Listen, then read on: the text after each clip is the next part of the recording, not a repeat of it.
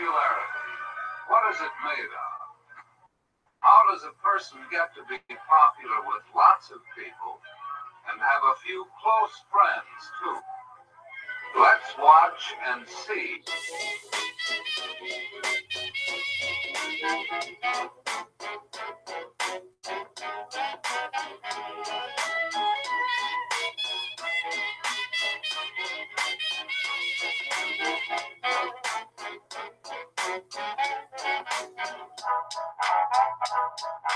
Please don't talk about me when I'm gone.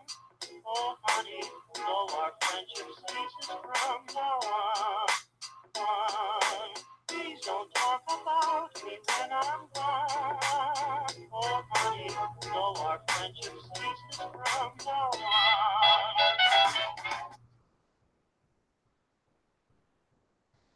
Hello, everyone.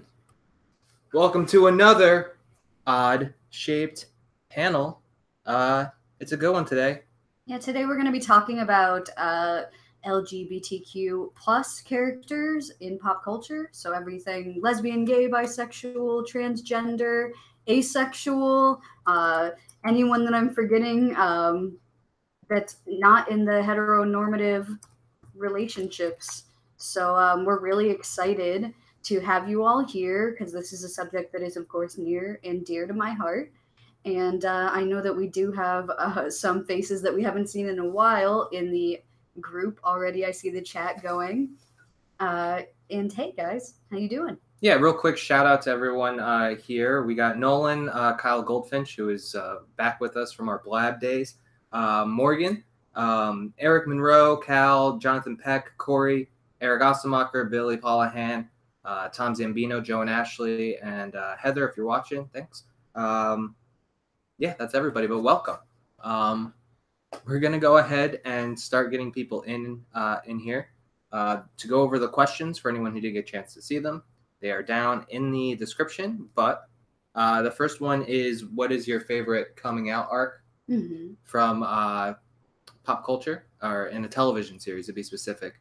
And that was from Eric, I believe. Eric Monroe. Yes. Yeah. And then the second one was what LGBTQ plus personality, that could be musician, comedian, anything. Any sort of entertainer, character. Has the most fascinating backstory, or has an interesting life, at the very least.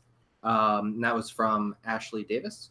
And then we threw a couple out there ourselves. We asked who your favorite LGBTQ plus character in fiction is, as well as who's your favorite LGBTQ plus relationship in pop culture. So that could be in real life, like in the focus of characters, anything from movies, comic books. That one's really open. So I'm really excited to see what you guys have to say, and excited to talk about my choices too. Typical just joined us. Welcome, Typical.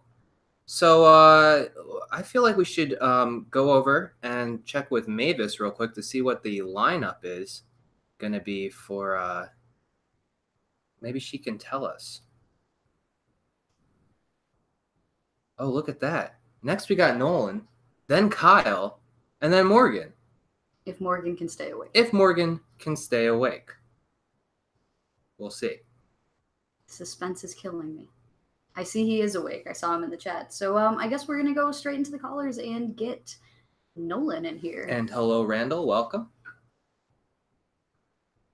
Sorry, I'm just writing down people as they come in. So let me get that invite out to Nolan real quick.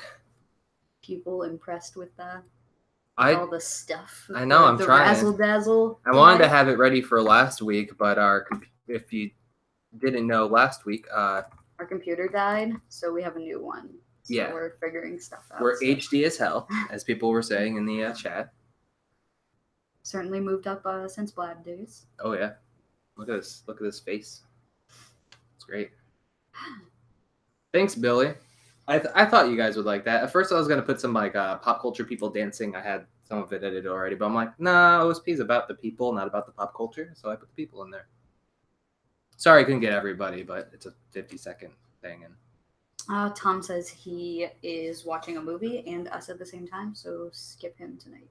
Okay, well, I mean, Last Action Hero is one of my favorite Arnold Schwarzenegger's movies, so you get a pass.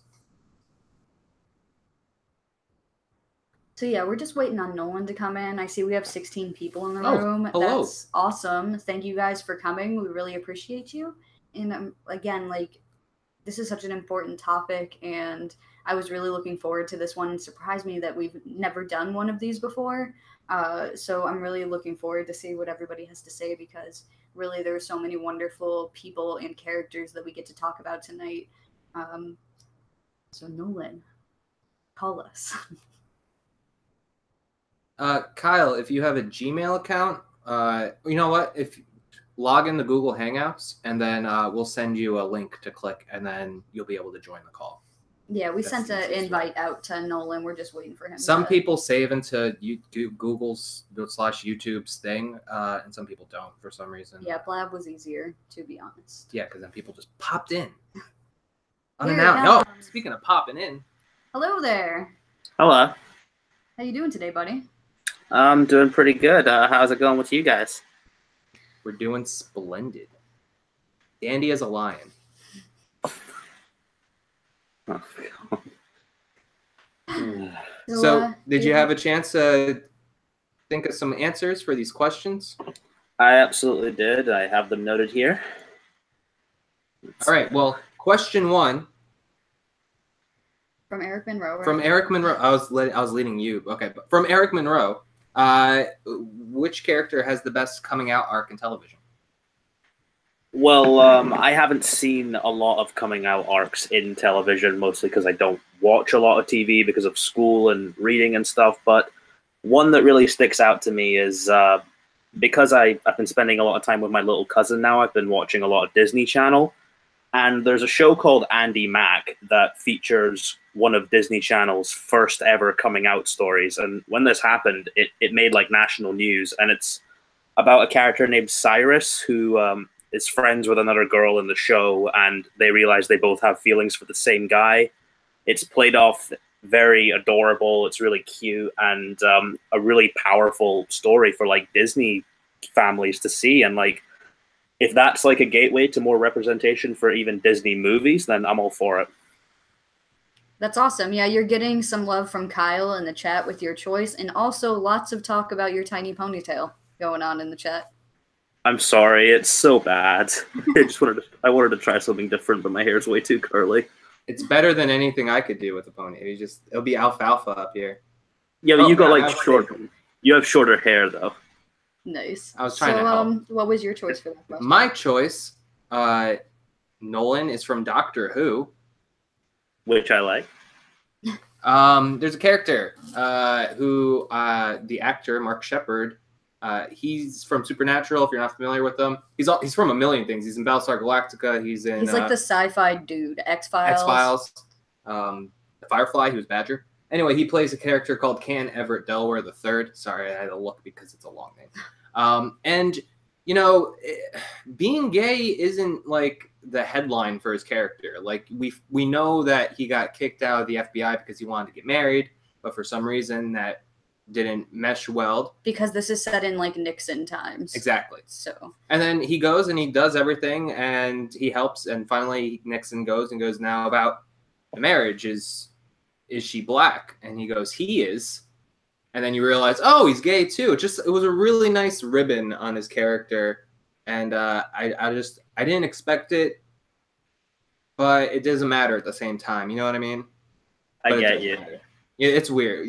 You're just mostly saying that it's nice to have a character whose only identifier isn't that he's gay, like a gay character exactly. That isn't just like this camp gay character. One note. You have this whole character that's developing, and then at the end you find out that he's gay. And yeah, to me, like, there is something really beautiful about that. And yeah, that moment is played for a laugh, but it's laughing at Nixon and not at Canton. And I really appreciate that. It's really easy to laugh at Nixon, to be fair. Yeah. That's cool. The older version of Can Everett Delaware is played by Mark Sheppard's dad. Oh, I didn't know that. That's awesome. Thanks, Corey. Really cool. And yeah, that's an amazing episode and a really good season. Your choice? Yeah, my choice is a one-shot episode in a show that is totally unexpected to have a beautiful romantic arc like this. And to pull off what they did in a 60-minute episode kind of blew me away. And I rewatched it today because it's I love this episode, and that's San Junipero. It's a Black Mirror episode. This shit is so romantic. And what I love about the coming out story is you have these two women, you have Yorkie and you have Kelly, and throughout the episode, the layers of what's going on between them are unfolding, and you come to, man, I don't want to spoil it for anyone who hasn't seen it, but I kind of have to talk about this. Go Really, ahead. It's been yeah, out for a while. at the end of the day, these women weren't really able to come out until after they were basically, one of them's in a coma and on her way to death, and the other one's very old, living in this simulated reality, being able to come to terms with her sexuality as well. And you have one woman who is gay, that's Yorkie, and it's tragic because she comes out to her parents and they react badly, and she like drives off into the night, and at 21 years old gets into this horrific car accident and becomes a quadriplegic, and she really isn't even able to fully like live her life until far later on. She's very old, and you find out she's like a virgin in this episode until that she meets Kelly way later on in her life. And it's sad and beautiful at the same time that you have her being able to fully live and be herself when she can't actually like physically be herself.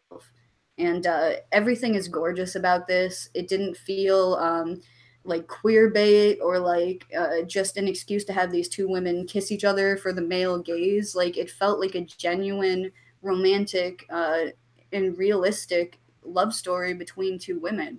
And I love that for once you get this happy ending. It's completely unexpected for Black Mirror, and frankly, any other show to have something like this. And they won 2 Primetime Emmys for this episode because it is so gorgeous. And it's just so stunning and completely stand out, and one of my favorite pieces of television of all time. So, San Junipero. Yeah, it's a good one. Every time I walked into the room while she was watching it, she was either crying, but like I would watch it and like right away I was like just tingles all the way up. Like it's really powerful. The music, everything about it, just super gorgeous. If you haven't watched that episode, even though I kind of gave away a lot about it, there's a lot in between though that you didn't give away, and it's important watch for their that characters. Yeah, my favorite episodes of Black Mirror are the ones with the sort of happy endings. Like, I've only seen a couple episodes, but like USS Callister kind of had a happy ending as well. And I haven't seen San Junipero yet, but my friend Emily's been raving about it, so I'll probably get to that soon. Yeah, they kind of tried to replicate that magic with Hang the the DJ, but it's just like a weak San Junipero. Hang the DJ kind of sounds like more like the original version of San Junipero from what you were telling me, because weren't you saying that the original couple in the show was straight, and then they changed it? They when the episode was written, not only was it a straight couple, they were also gonna end it on a grim ending as per usual, and I'm so glad that they changed their mind and came up with something so amazing, because I've watched it a half dozen times. I know a lot of women who love men who find that episode to be something really personal to them and something really inspiring. So I love that episode. It's perfect. All right, question 2 from our good friend Ashley Davis. What LGBTQ plus personality, musician, otherwise, do you think has one of the most fascinating stories of their lives? I messed that up. Well, because it's me, I'm going to pick an author, but he was also an actor, and it was the first time I saw a gay relationship on television, and you know, me at like 13 years old didn't even know I was queer yet. That was like really personal to me. So I went with Chris Colfer from Glee, who right away, you know, he didn't have a scandal or anything where he came out and it surprised people. He was out and proud right from the beginning. First 3 seasons of Glee, he has some really cool arcs. And the good thing about him is that they don't try and treat him like some kind of saint. They remember that he is a teenager, and sometimes teenagers do shitty things. But aside from Glee, Chris Colfer has also gone on to write some really cool like children's fantasy books that I'm a big fan of, and he's even gone into directing. And I didn't want to pick a choice like Freddie Mercury or someone else like this, because I have a feeling loads of people are going to pick that for this episode. But I figured Chris Colfer needed a bit of a shout. He's a cool dude. Yeah, I'm not the hugest fan of that show. I find it a bit cheesy, honestly, but he is by far the best part of that show. My mom watches that show a lot, so I've seen a lot of episodes, particularly that I Want to Hold Your Hand with his dad was gorgeous. That made me cry. loved the Darren Chris, the teenage dream one with him. All of the best moments revolve around that relationship. I'm also a fan of Santana and Brittany, I think it is, the Yeah. lesbian cheerleaders. They're also a great relationship. So if there's one thing that show does well, it's that it showcases, really in-depth, beautiful, layered relationships within the same sex, and I appreciate that a lot. I am going to choose Freddie Mercury because Freddie Mercury is the choice for this. Freddie Mercury is literally my hero. I'm actually in talks to get a giant portrait of him tattooed on me currently. That's awesome. He's just an amazing person, and it will always be a shame that we didn't get to have him around longer because he would absolutely be up there singing songs with Lady Gaga and Elton John. Lady Gaga's named after a Queen song, for God's sake. Like the amount of people that he's inspired is there's no number for it, The world wouldn't be the same without somebody like Freddie Mercury, and Freddie Mercury specifically, like what he did to open the world's eyes to like the AIDS crisis, to lose this figure who is so massive with such a huge personality and so beloved by everybody, even now to this day. It really changed a lot of opinions on such a scandalous topic at the time, and shows that it can affect anyone and it can take people that you love. It didn't feel personal for a lot of people, the AIDS crisis, until they lost Freddie. And of course, like Live Aid and stuff did a whole lot to boost making money for the cause. Man, it's so hard for me to talk about him without getting emotional, because he's perfect and unbelievable, and I wouldn't be the same person that I am without the influence that he's had in my life. He's such an inspiring, amazing figure, who happened to be this powerfully bisexual man. He's just fantastic. So Freddie Mercury. Looking at the chat, Kyle, we talked about this when the trailer dropped on our OSP and Chill. And if they eliminate that, they eliminate what made Freddie Freddie. That's my nightmare, is that they're going to sanitize him. I hope they don't. Man, I will be so heated. The thing about Bohemian Rhapsody is this movie is either going to be one of my favorite movies ever, or I'm going to hate it. There is absolutely no middle ground, and a lot of that has to do with if they're going to try to have some sort of queer erasure or not discuss that he died from AIDS, because that's the most powerful part of his entire story. He broke down so many doors. Like I said, that's what the movie should be about. I don't want this to be a movie about Queen and having the Bad Company guy after and Adam Lambert and all this shit. This movie needs to be about Freddie Mercury and that he was gay and that he had AIDS, straight up. I hope that it keeps that, because I wouldn't want them to waste Rami Malek as Freddie Mercury, because he looks like he's nailing all of Freddie's mannerisms from the trailer. Yeah, he's doing awesome. That trailer has me very excited, and I'm just I'm so nervous about it, because there's only two ways I can feel about that movie, and being excited now just makes me more nervous about it. I'm right there with you, buddy. What was your choice? Well, first of all, I just wanted to say Freddie Mercury made opera cool, and I don't think it had been cool for 300, 400 years. So that's pretty impressive. I don't know if a lot of people even knew that, but later on in his life, he befriended an opera singer named Montserrat Cabelli, and they made an album together called Barcelona. And if you want to hear some opera that might change your mind about opera, it's really beautiful. Check out Barcelona. Not only that, but just putting it in his regular music, Bohemian Rhapsody. Well, that's rock opera. He kind of invented a genre, but he literally did opera. Yeah. So. Okay, question 3. Oh wait, no, my guy. Yeah, you didn't. I also picked an author. I picked Allen Ginsberg. For anyone Good choice. Thank you. For anyone who doesn't know who Allen Ginsberg is, did you watch Wild Thornberrys? The book that the older sister is always watching is Hal, and Hal was a very, very controversial book in the 70s. It was just a book, it's a poetry, but it was talking about capitalism, and it had a lot of homosexual as well as heterosexual experiences, dictated throughout it. But this was the 70s when a lot of sodomy laws had been passed in every state. So to even talk about it was kind of Like risque. Taboo, Yeah, taboo. I want to get a shirt now that says Taboo. taboo. But not only was he an amazing poet, like I really love his work. He was an activist. Even as a kid in World War II, he was writing newspapers about how ridiculous this was, and he was involved in non-violent protesting in the Vietnam War, all the way to the war on drugs. You should really check out his work. He's a character, and I love him a lot. I need to get a new collection of his poems because I don't know where mine went, and I'm sad. Bye, Digital and Dice. See you guys later. Thanks for stopping by. Jinx, I'm gonna drink your soda. All right, question 3. Question 3. We're professional. Who is your favorite LGBTQ plus character in fiction? This one is another big milestone for me because this came out around when I was about 16 and just starting to discover that I was queer. And this was the first time I ever saw a character on film and in a book that basically was me.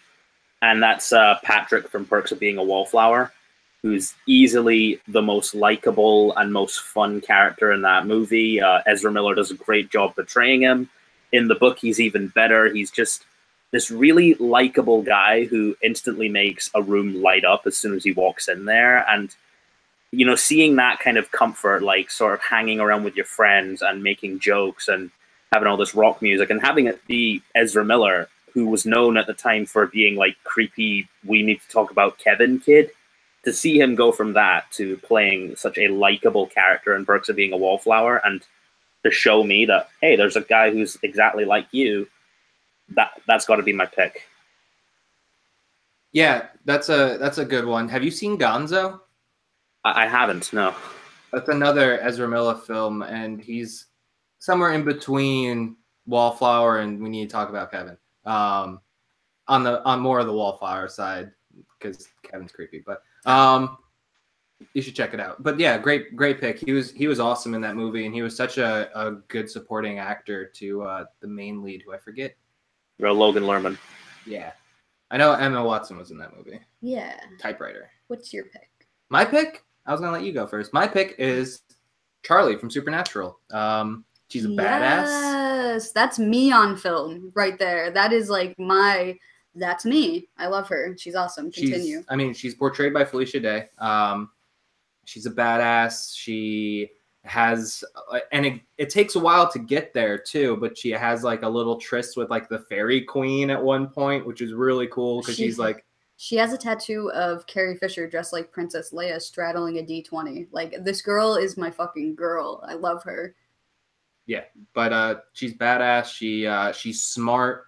The character is so well-rounded that like you forget, because they have such a brother-sister dynamic that it's like, oh, well, they're like brothers and sisters. That's why she's not interested in them, which could be true. But then you're like, oh yeah, she's into girls. He picked Charlie from Supernatural. They missed what you said. Sorry. I forgot her last name, but it's not even real. So yeah. Yeah. So I guess that Eric Monroe is already on to me because I'm going to go ahead and pick Oberyn Martell as my character. You guys already know my affection for this character. He's my favorite by far on Game of Thrones. To have this character who's bisexual and portrayed like this badass warrior, who's so well respected and who's so tough, and gives these amazing speeches of like what it's like to be a bisexual person is really powerful to me. And to show not only his bisexual relationship with a bisexual woman, but also a polyamorous relationship that is really working for both of these people, because they have a gorgeous relationship. They talk to each other about everything. They trust each other fully. They don't do like anything that the other would be whatever, you get what I'm saying. Like, they trust each other and they do everything together. They're a team, but they take like multiple lovers, and like really it's a super unique relationship dynamic that is not super unique in the real world. I know plenty of people who live their life like that and have relationships like that, and it deserves to be represented on TV. Not to mention, in olden times, like just showing that this shit is not new and it's not abnormal, and no one treats them like a weirdos because of it. They're like, oh, they're Dornish. It's like saying they're French, you know. I love Oberyn. Like, he's perfectly portrayed by Pedro Pascal. He's beautiful. He's powerful. Passion, and that's the guy who lights up a room. Like, he really stole the show for every moment he was on it. And my only complaint is that we didn't get to see more of him. So yes, unshockingly, that's who I'm going with. He didn't get to see more of him either, did he? Boo.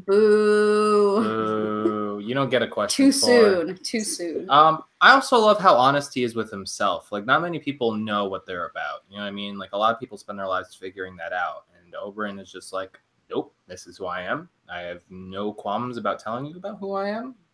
Deal with it. Listen, like, Corey's bagging on me because of my predictability. It's not predictability, it's honesty to who I am as a person.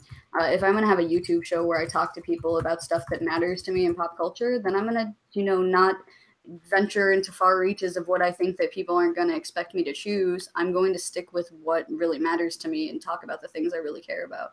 So, boom. She knows what she's about. I know what I'm about. I know what I'm about, son. All right, question 4. Who is your favorite LGBTQ couple or relationship in pop culture? So that can be in fiction or in the public light of some kind. Well, I'm going to try to keep this as vague as possible because I know you guys haven't seen Love, Simon yet. No. But I picked up this book earlier this year, and it's honestly one of the most adorable stories I've ever read. And so I'm going with Simon Spear and Blue, the sort of pen pal he has throughout the story, because I think there's something so beautiful in just having them develop this online friendship and trust before they eventually reveal to each other who they are. That's just like really empowering to me, because I was a very lonely kid in high school and I had like a lot of pen friends. So, and because of how big Love, Simon was, to see that portrayed in like one of the studio's first like gay coming out stories, that was super relatable to me. It's even better in the book because you get to know a bit more about them, and I'm trying to be as vague as possible because I don't want to give away who Blue is because you guys haven't seen it yet. But yeah, that's my pick. I guess you can see from my answers, I kind of like seeing my own journey represented in fiction, and I love that can happen, especially nowadays. Yeah, for sure. That's really important. Like, that I'm all about representation, whether it be alternate sexualities or people of color being represented. It's super important to be able to go to see a movie or watch a TV show and feel like you have a character that you connect with, and not that just like every character is a generic heteronormative white guy, So I fully appreciate that you're willing to be like, yeah, I like them because they're me, because that's super important for everyone. So yes. You got your choice? You want me to go? I was figuring we go back and forth, but okay. I mean, equal rights. Okay, so I'm going to go ahead and pick a real life couple because I think it's important to also talk about, couples in real life that are gay and not just characters, because obviously there are real gay people and not just ones that are written. So I'm going to pick Neil Patrick Harris and his partner, his husband, David Burtka. What a gorgeous, charming couple. Like, they're just amazing. Yeah, they have 2 children, twins. I think it's Gideon and Harper. And every time I see a picture of this family, like, it melts my heart. They're literally my argument for gay marriage. Specifically the Halloween pictures. I love, every year I wait for the Halloween pictures, but I just think it's so ridiculous that people can have a problem with something that is, 1, none of their business if they are not gay, and 2, when you see couples like this who are so happy and so beautiful and like just living their best life, like, how can that bother you, And they're a perfect example of that. I hope they stay together for a million years because I just adore everything about them. They're so cute, and they've made so many like grand gestures that have meant a lot to a lot of people, including myself. NPH is a wonderful human, and I love him in basically everything he's ever touched. And they're great. That's my choice. And weren't you telling me that was the relationship he like came out on? Like, yeah, because we also had David Burka on How I Met Your Mother. I see people talking in the chat. Billy is mentioning that he's Scooter. So when he was cast on the show, rumors started circulating that he was cast because he was dating Neil Patrick Harris, and that's what prompted Neil Patrick Harris to come out publicly after many years. So it's awesome, and obviously it was worth him. Yeah, because they're still together. Because really, again, it's none of anyone's business what his sexuality is. But if you're gonna come out, it's nice that you're gonna bring everybody into your world with your future husband, you know. And they're wonderful. I have 2 picks. They're both fictional. I'm sorry to let you down. It's okay. One of them is from a series that I'm very disappointed in, but this got one of the things really like well from the book, and that's American Gods by Neil Gaiman. There's 2 characters, the cabbie and the djinn, and pretty much the cabbie hates his life, doesn't want to be with his wife. He feels trapped in like this like day-to-day thing, and so he's talking to this magical creature who's in the back seat but just looks like a regular dude, and he's like, I want this to happen, blah blah blah. So they end up he realizes he's a genie. He sees it as, he does. And then he's from the old country, so he's like blah blah blah, or Middle East. Oh, Kyle hasn't seen that yet. You will love that scene. It's so great. They go, and this is one of the most beautiful articulate, I don't like, there's so many words, but it's one of the most amazing love scenes between It's artsy, it's passionate, it's not like over the top, it's not played for laughs, it's not like over sexualized for like a joke or for shock value. No. This is art, this scene. Because even like Brokeback Mountain like was a little vulgar in the way they like just spitting in your hand and implying that sex is about to happen. That's not beautiful. Like their relationship and what happens towards the end and stuff. And not saying sad, that like if you want to do that with your life, spin your hand, do what you want to do. But like I've never seen not only movies but television depict such it's. But again, that's what happens when you have a gay director. And if he did anything right on this entire show, it was this, because this was just beautiful. Oh yeah. I think that we have more people talking about it in the. Joe says it's one of the only relationships that feels like an actual genuine love in this whole show. I fully agree with you. This was gorgeous. And it has somewhat of a happy ending. We'll say he changes his life. Yeah, is what we're gonna literally, say. the djinn changes the cabbie's life, and it's. And I mean so the fact good. that they're Middle Eastern and stuff too. Oh yeah, is that like too. A whole nother layer on top of. Just what's going on with the scene. Representation, right? Yeah. It's Kyle watched the show. No, I grew up in Dubai, so that was cool. Oh yeah, for sure. He's from Dubai, or he lived in Dubai. So. Oh, nice. Yeah. Did you see any djinn? There was a couple in the Madanat, but they were all statues, so not real ones. They could have been. Maybe that's how they hide. You got to look for the glowing red eyes, apparently. Well, not the fire. All right, so that's all the questions we have. I have 2 answers. Oh, yeah, Kimber? No. I have not watched the 4th season of this show, so if something happens, don't tell me in the chat or whatever. But the Unsinkable... Wait, no, what is it? Untouchables? Unbreakable Kimmy Schmidt. The Unsinkable Molly Brown. No, the Unbreakable Kimmy Schmidt, Mikey and Titus, man. I love this couple so much. They're perfect for each other, even if things aren't perfect at the time. They give each other space and yet respect each. It's just I really an opposite of tracks type moment. Yeah, but at the same time, don't spoil it for Kyle. I'm not spoiling anything. It's just one of my favorite ships out of any relationship, not just gay or LGBTQ. I love them. They're great. All right. Well, thank you so much, Nolan, for stopping by. I've missed you guys. Yeah, we missed you too. I know this time difference. We added an hour. Now you're an extra hour ahead. But no, we didn't. No, we do it. We changed the shows at the same time. We didn't change. We didn't change. We're the same. Are you working on anything that you want to plug real quick? Well, me and Morgan are doing It's a Wonderful Podcast every week. We just talked about Watership Down. I'm going to be doing a Monster Calls for my next Stories as Lessons. And since this is LGBT week, I don't know if I told you guys this, but my book Moonflower is currently being looked at by agents. And that story contains an LGBT lead. Because part of me being a writer is I want to give kids of this generation the same kind of adventures I had when I was younger, like reading Harry Potter and Percy Jackson and all that stuff. And I'm getting sick of seeing every queer story I read in fiction being about bigotry or them overcoming something. I just want to see a queer kid going on a cool little adventure and defeating a bad guy. So if you want to know more about that, check out my Twitter, because I'm always posting about Moonflower. And hopefully this time next year, I might be a published author. Congrats, buddy, and you're getting some love in the chat as well. Kyle says congrats. Morgan's proud of you. He thought you were going to forget the plug. I would never forget the plug. I love doing It's a Wonderful Podcast. But Morgan didn't love Watership Down. Yeah, that happens.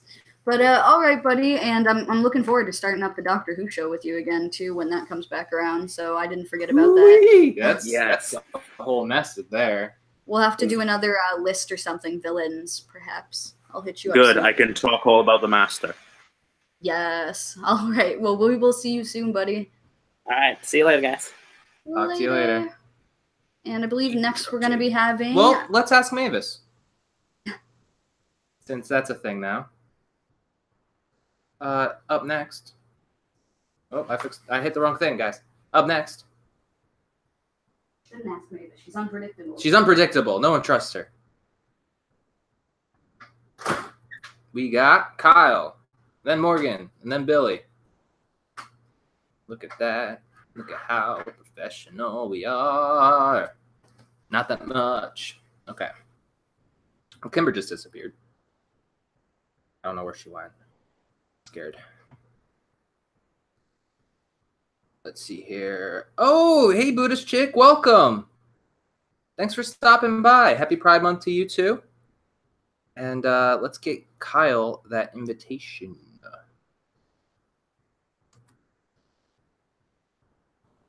All right, Kyle, I'm throwing a link in the chat. Go ahead and click that. That link is for Kyle only. Can't click it. Well, you can. I can't stop you, but...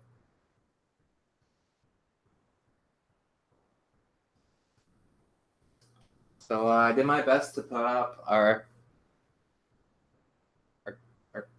queer characters. Deadpool, who apparently is pansexual. That's what comic books say. Moriarty, I'm not sure. But what's up, guys? Oh, Kyle's here. Hey, Kyle. I am here. Hi. Hang on, my dog has just gone crazy. What are you doing? Stop it. Go back on my bed. Be good. Be good. Look at this pup. This is a puppy. This is our new puppy. Come on. What you got? Who's a dog? Be a good puppy. There we go. There we go. Watch as her butt is now in the shot. Let me see. Oh god, this is terrible. Well, welcome back. It's been a long Thank time. you so much. It's been a long time. Been left you without a dope beat step 2. What? It's a Timberland reference from a Missy Elliott song from the 90s. It really wasn't supposed to appeal to anyone. But no, like a white boy to yourself. Pretty much. Alright, sit down. Be good. Sit down. Lie down. Nope. Lie down. Be good. I think we figured out who the alpha is. Lily. Yes, you're a good girl. Go on. Lie down. All right, Kyle. Well, I got some questions for you. Excellent. Just give me a sec. You sit down. Lie down. Be good. Sit. Sit. Sit. Ugh. Lie down. Now don't bark. All right. Now we can get back into this. All right. Question number 1 from our good friend Eric Monroe. He asks us, "What is your favorite coming out arc on television?" This is the thing. I mean, when I work in like my industry, is that I just sort of select and select as many as I can. So right now I have like 4, and I know this is gonna kill you because I have like so many answers for all of these questions.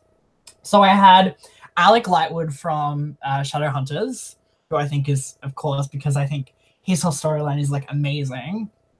I had Ellen for obvious reasons, Ellen DeGeneres, because of course the 90s sitcom and how that went down.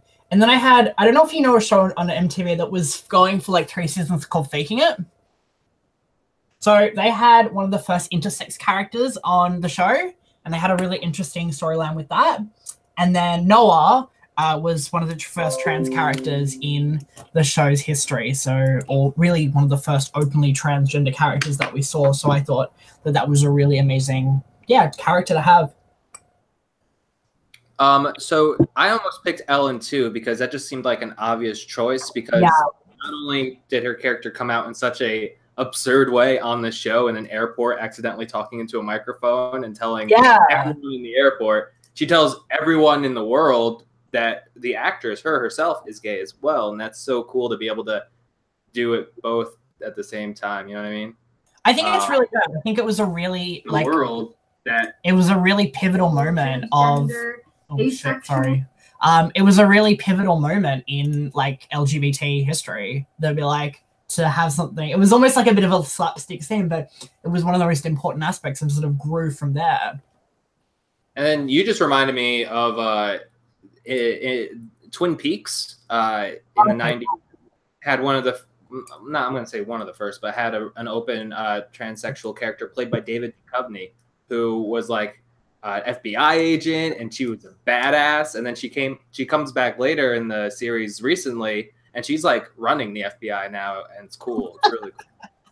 Yeah, I think that I haven't seen Twin Peaks. It's definitely on my list. I have so much on my list right now. I mean, like, I have so much to watch, and there's so much to there's only so much in the day that I could just say and like watch and just sit down and be like, okay, I'm going to watch this, I'm going to watch that. It's just sometimes ridiculous. The first 2 seasons of Twin Peaks are like weird supernatural soap opera. I think you'd be into it.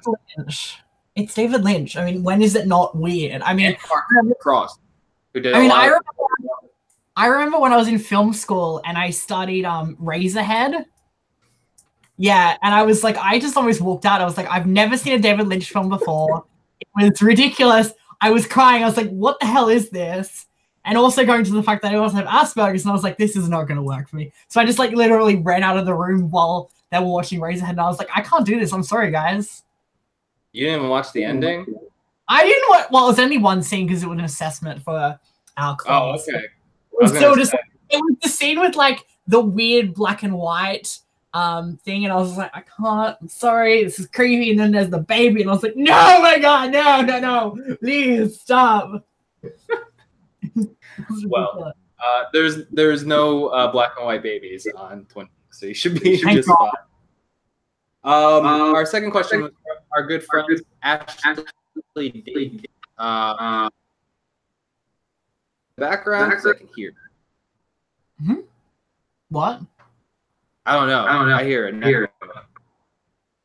You hear what? An echo. Do you? I don't hear an echo. Okay, it could just be me. I could just be freaking out, man. Okay, so, who's your favorite personality? Or not favorite? I'm sorry. What LGBTQ personality has the most interesting life story? I think it's one of those things that I think whoa, there is actually a really big echo. I just heard it. I think it's one of those things where you have to understand that a lot of LGBT people in this community have very differing opinions and differing upbringings, if anything. So the people that I chose for this one, because I think they're just the most interesting people, are James and James, who is the writer of Freak Show, who is a really interesting book, and it became a film that was released with Alex Lawther and Laverne Cox. Laverne Cox is also amazing, which is not on my list. Brent Corrigan, who is the very famous gay porn star, who I think is actually really, really interesting. Hey, Kimba! Hey. And I think he has a really interesting story. And if you guys watch the movie King Cobra, that's a really interesting film. Have you seen it, Kimba? Which movie? King Cobra. No. Oh my God, you need to watch it. It's pretty intense. I had Peppermint, who was on RuPaul's Drag Race. Of course, Kean Lonsdale, The Flash. Of course, because he just came out as queer this last year. And Nico Tortorella, the gender queer actor on Younger as well. So I think all of those sort of represent very interesting parts of the LGBT community. Absolutely, and I like that you had like different people for different aspects, you know? I mean, look, I work in a community, so I mean, it's just one of those things where I've sort of had to like kind of understand where a lot of this community is, who is who, what is what, and yeah. So it's just been really interesting. Yeah, it really is hard to like choose one choice for these questions, you know? Yeah. So I believe the third question was, what is your favorite LGBTQ plus character of all time? Well, speaking of, what was it about authors, right? Like books? Yeah. Yeah, yeah. Yeah. So, like your last author, I've got two. One is Simon vs. the Homo sapiens Agenda, and I'm also going to pick Simon Spear. But I also just finished reading this as well. This is highly recommended. It's called More Happy Than Not by Adam Silveria. So the reason why I picked Aaron Soto, who's the main character in More Happy Than Not, is that he has got this really interesting relationship. He's bisexual, possibly more towards gay than 100% bi. But he has this like very interesting dynamic where his father's committed suicide. His mother's like really not well off. And he has this girlfriend, but his life isn't happy. And the whole aspect of the book is it plays off this idea of like, if you're not happy, can you go and completely change your happiness? So it's just one of those really interesting books that I think is really interesting. And it really it is such an emotional tearjerker that you won't want to put it down. I think Aaron is so related to like people who have like PTSD, anxiety issues, mental health issues, and I think it's a really interesting book. And also Simon vs. the Homo sapiens Agenda, because Simon Spear, one of the first interesting queer characters. I mean, Love Simon was incredible. I mean, we got to show it at our festival in February before it got released in Australia, and it was just the amount of reaction that the film had to an audience of just gay people was insane. It won our festival for Best Audience Award, and everyone was just crying. And the book is just a phenomenal piece of writing. And also, I know Nolan's here probably going to think the same thing, but What If It's Us, the co-written book by Adam Silveria and Becky Albatali, I am excited. I am anxious. I am with it. It's going to be one of the best books ever. I cannot wait to read it in October. Nice. Nolan in the chat, who was just on the last call, was he's been asking, where's this fellow YA bookworm been all my life? I think you two have got to exchange Twitter handles. It's really funny. I actually am not a huge reader, and I actually find that I'm not a huge reader, but I went to a festival in Sydney like a couple of months back, and it was just, I caught the book bug. I just was like, I love this, and I started reading. I read Simon vs. Homo sapiens Agenda. It's such a weird title, but a great title, in like 3 weeks, and then I read Adam Silveria's book like a little bit later, but it was just one of those things where I was like, this is ridiculous. And then I've started now Turtles All the Way Down by John Green, which I find also fascinating as well. Awesome. Yeah, I'm so glad that you're reading. That's awesome. I love books myself, and it's neat that you just opened this door for yourself at this point in your life where you're like, oh, I think I love books. That's awesome. I mean, for being a filmmaker, I'm like, I just need to read, I need to consume, and it's just fantastic. You could say he's turning a new page. Oh, that was terrible. The thing is, when you read books, you get to be the director in your own mind. You get to create how you see things, and that's really what's the most beautiful part of it. Yeah, it's fantastic. I mean, I read a lot of books with audiobooks, and so I think it just, you have that reader in your mind, and so you're able to just clock out easier. I find it's really hard to sort of clock out of stuff. Oh my god, my dog is actually dreaming. She's like action, like you can I don't know if you can hear her in the background, but she's just like so, and I was like, oh god, I can't. But yeah, no. So I just think it's one of the most rewarding things of being in that, and it's really exciting. Awesome. So one more question for you tonight. Who's your favorite LGBTQ plus couple in pop culture? See, this is another one that I think is really representative of the fact that we live in such a technicolor world, and we have that ability of seeing very different aspects on screen. I think the couple that I have, the ones that I have here are Ellen and Portia, so Ellen DeGeneres and Portia de Rossi. For obvious reasons, they get married. They very much live a very like open life on screen, and you can just see a very interesting and diverse and really honest representation of what it's like to be in the LGBT community worldwide. I had the amazing Malik from Shadowhunters. Eric Shum Jr. and Matthew Daddario are the sweetest and best couple. I love them. I remember when there was a scene, I'm not really ruining much here because I think everyone knows it anyway, that there's a scene in season 1 towards the end of the season where you see there's been an arranged marriage.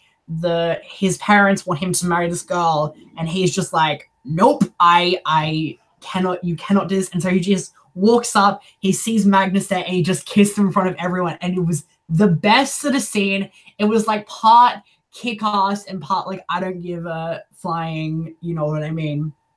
Another couple I had, which I thought was really interesting, and I think it represents a real turning point, especially in gaming, was Shepard and Kanan from Mass Effect.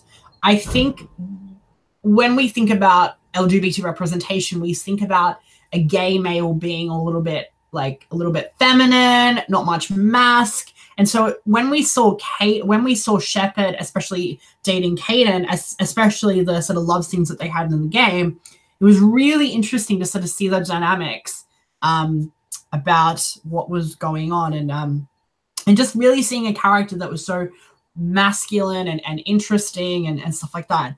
The other one I had was Will and Jack from Will and Grace. Nice. I'm like a lot, yeah. Will and like, especially because of the fact of like also like Ellen is the timely message of like when that was and the historical kind of aspect that was really shown.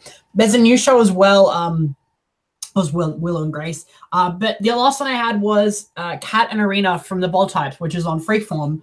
And so Kat is a bisexual author for a teenage magazine, and Arena is a bisexual Muslim artist. And I think that also even puts up a lot of things when it comes to the discussions around religion and sexuality.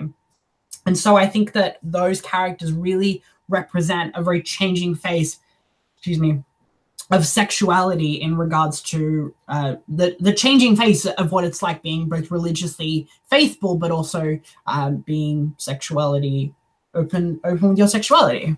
Yeah, you really need to watch that American Gods episode. I think you would really love it. I died.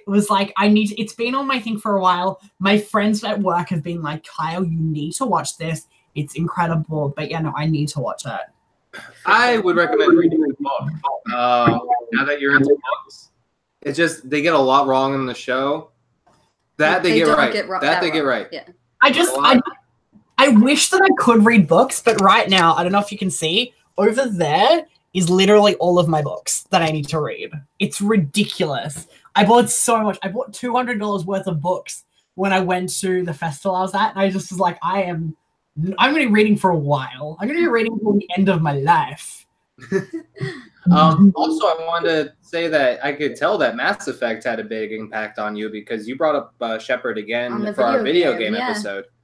Yeah. I think he's and it's weird because before I even came here, I was just networking with a producer in America, and we were talking about like games and stuff like that, and we were actually just saying like the Mass Effect movie was discussing to move forward. The rights had been auctioned off, but it's weird that it hasn't happened because it would be a phenomenal film and it would be a phenomenal thing, especially after Love, Simon, and the fact that we're discussing representation of LGBT people in motion picture, but also it'd be great because it's been dwindled a bit. Like LGBT representation in movies, especially in American mainstream studios, is dwindling, and you just need something to sort of say, we just need something that's mainstream, that's action-packed, with a really good cast, really great performances, and just something that's fun. I think that's what Mass Effect can do. Yeah, and I liked what you were talking about that, like, to have this masculine character who's also gay and breaking stereotypes about that, because I have so many friends who are gay men, and you would never assume that they were gay men unless they let you in on that part of their life, because they're in no way flamboyant or what the stereotypes of gay men are. And they do need to bring that into the forefront of pop culture, that then Yeah. not every gay man is what people assume a gay man is. Like, that's not what makes somebody gay, you know? Yeah, And and it's a big deal. That's one of the things I think when you look at media perception of LGBT people in general is there is this almost aspect of like you only get seen what the mainstream media wants you to see, and I think that is really especially in regards to news and commentating, it's really damaging because you only see like the white gay man with the big abs and it's just almost like I can't like that's not who this community is. This community has such a rich heritage of being about the gay white man, but also the trans sisters, the bisexual like angels, or like I don't know, but like every like part of this community is really important and needs to be respected and reflected in our mainstream society. And frankly, I think they've done a little better job of it with lesbians and with bisexual women, because you do get these characters who are so different from each other. You have like kind of butch girls, and then you have these girls who are completely femme, and there is a bit more representation when it comes to gay female characters as opposed to men. Like the stereotypes are still really strong with gay male characters in pop culture. I think it's a little bit, but I mean, the L Word has been a lot like a very pivotal point of creating lesbian change. I mean, the L Word and other shows as well that have just been able to kind of discuss a lot about what's going on, about just about like lesbian issues and stuff like that. But I mean, yeah, it's just coming down to the fact of like, and I think the other like most important point that I think I would love to make is that with Love, Simon and with all these films is that you do have the power to change things through the fact of like you are the people economy. And so if you go and see Love, Simon, go and watch your favorite LGBT films legally, because what you're saying to studios, what you're saying to distributors, what you're saying to television networks is that we want to embrace these stories because people are enjoying them. It's the same thing that Carey Mulligan said on the Hollywood Reporter, and she said like when what was that movie? Suffragettes was being released, and they did a Hollywood Reporter roundtable about it. And she said, the way in which we can support women in film is that we go and see women in film. Yeah. It wasn't exactly like that, but it was really important. Absolutely. Well, it has been wonderful seeing you on the show again. Do you want to plug anything? Have you been working on some stuff? I mean, if you want to come, if you're in Australia and you want to come to the festival I work at, just go to queerscreen.org.au. That's we do a festival in September and a festival in February. I'm working on a gay comedy right now, which I'm trying to get made. So if you guys know any producers, I would really love to get to know them. And yeah, I'm working on some stuff. Not ready to announce it yet, but yeah, hopefully soon. But yeah, that's just me. And what's your Twitter handle so that people can find you? My Twitter is just literally my name. So at Kyle Goldfinch, at KYLE Goldfinch, GOLDFINCH. You guys, because you guys follow me as well. So yeah, that's just me, little old me. Awesome. Well, again, very nice to see you, and thank you for coming by. We'll talk to you soon. Thanks so much for having me. No problem. Thanks. Bye, guys. Bye, buddy. Bye-bye. All right. Well, that was enlightening. Morgan's not sure how he's going to follow that. Is he still here, Morgan? Oh, Morgan's still here. And according to Mavis, let me just check in with her real quick. According to Mavis, the lineup is Morgan, then Billy, and then Joe and Ashley. Awesome. Thanks, Mavis. No problem. That was a Mavis. I don't want to lie to you. All right, so let me send Morgan an invite. It was great to have old friends pop back in. Yeah, for sure. We haven't seen him in a while. He's like one of the originals from Blab. If you guys aren't familiar with Kyle, he's in some of our very early episodes. According to Mavis, sounds like a sitcom. According Nice. to Mavis. Eric beat. No one beat Eric to that. Nice. Morgan should be in charge of Earth. I mean, there are worse people in charge of major things, is all I'm going to say. Here he is. The guy who's worse at other. No. No, okay. Hello there, Sleepy. Oh, look, it's me, a dour, straight white man. How appropriate. I'm right there with you, buddy. How do you expect me to follow that? Listen, you can be straight and appreciate gay characters. That's equally as important as anything else, you know? I'm just going to come off as a fool, How do you think I feel, dude? as usual. Yeah, you're right. I feel as usual. You're making people laugh in the chat. All right. Question 1. What's your favorite coming out arc in television? That's from our good friend Eric Monroe. I wanted to... I was thinking about this, and then it just sort of came to me because the first one I can really remember watching and sort of sticking with me as this really intensely sort of emotional, strong type of arc was... Remember when Orange is the New Black was good? Yeah. And they did that one episode with Poussey and her backstory with that German girl, I think, who she was with. That's a great episode of television. That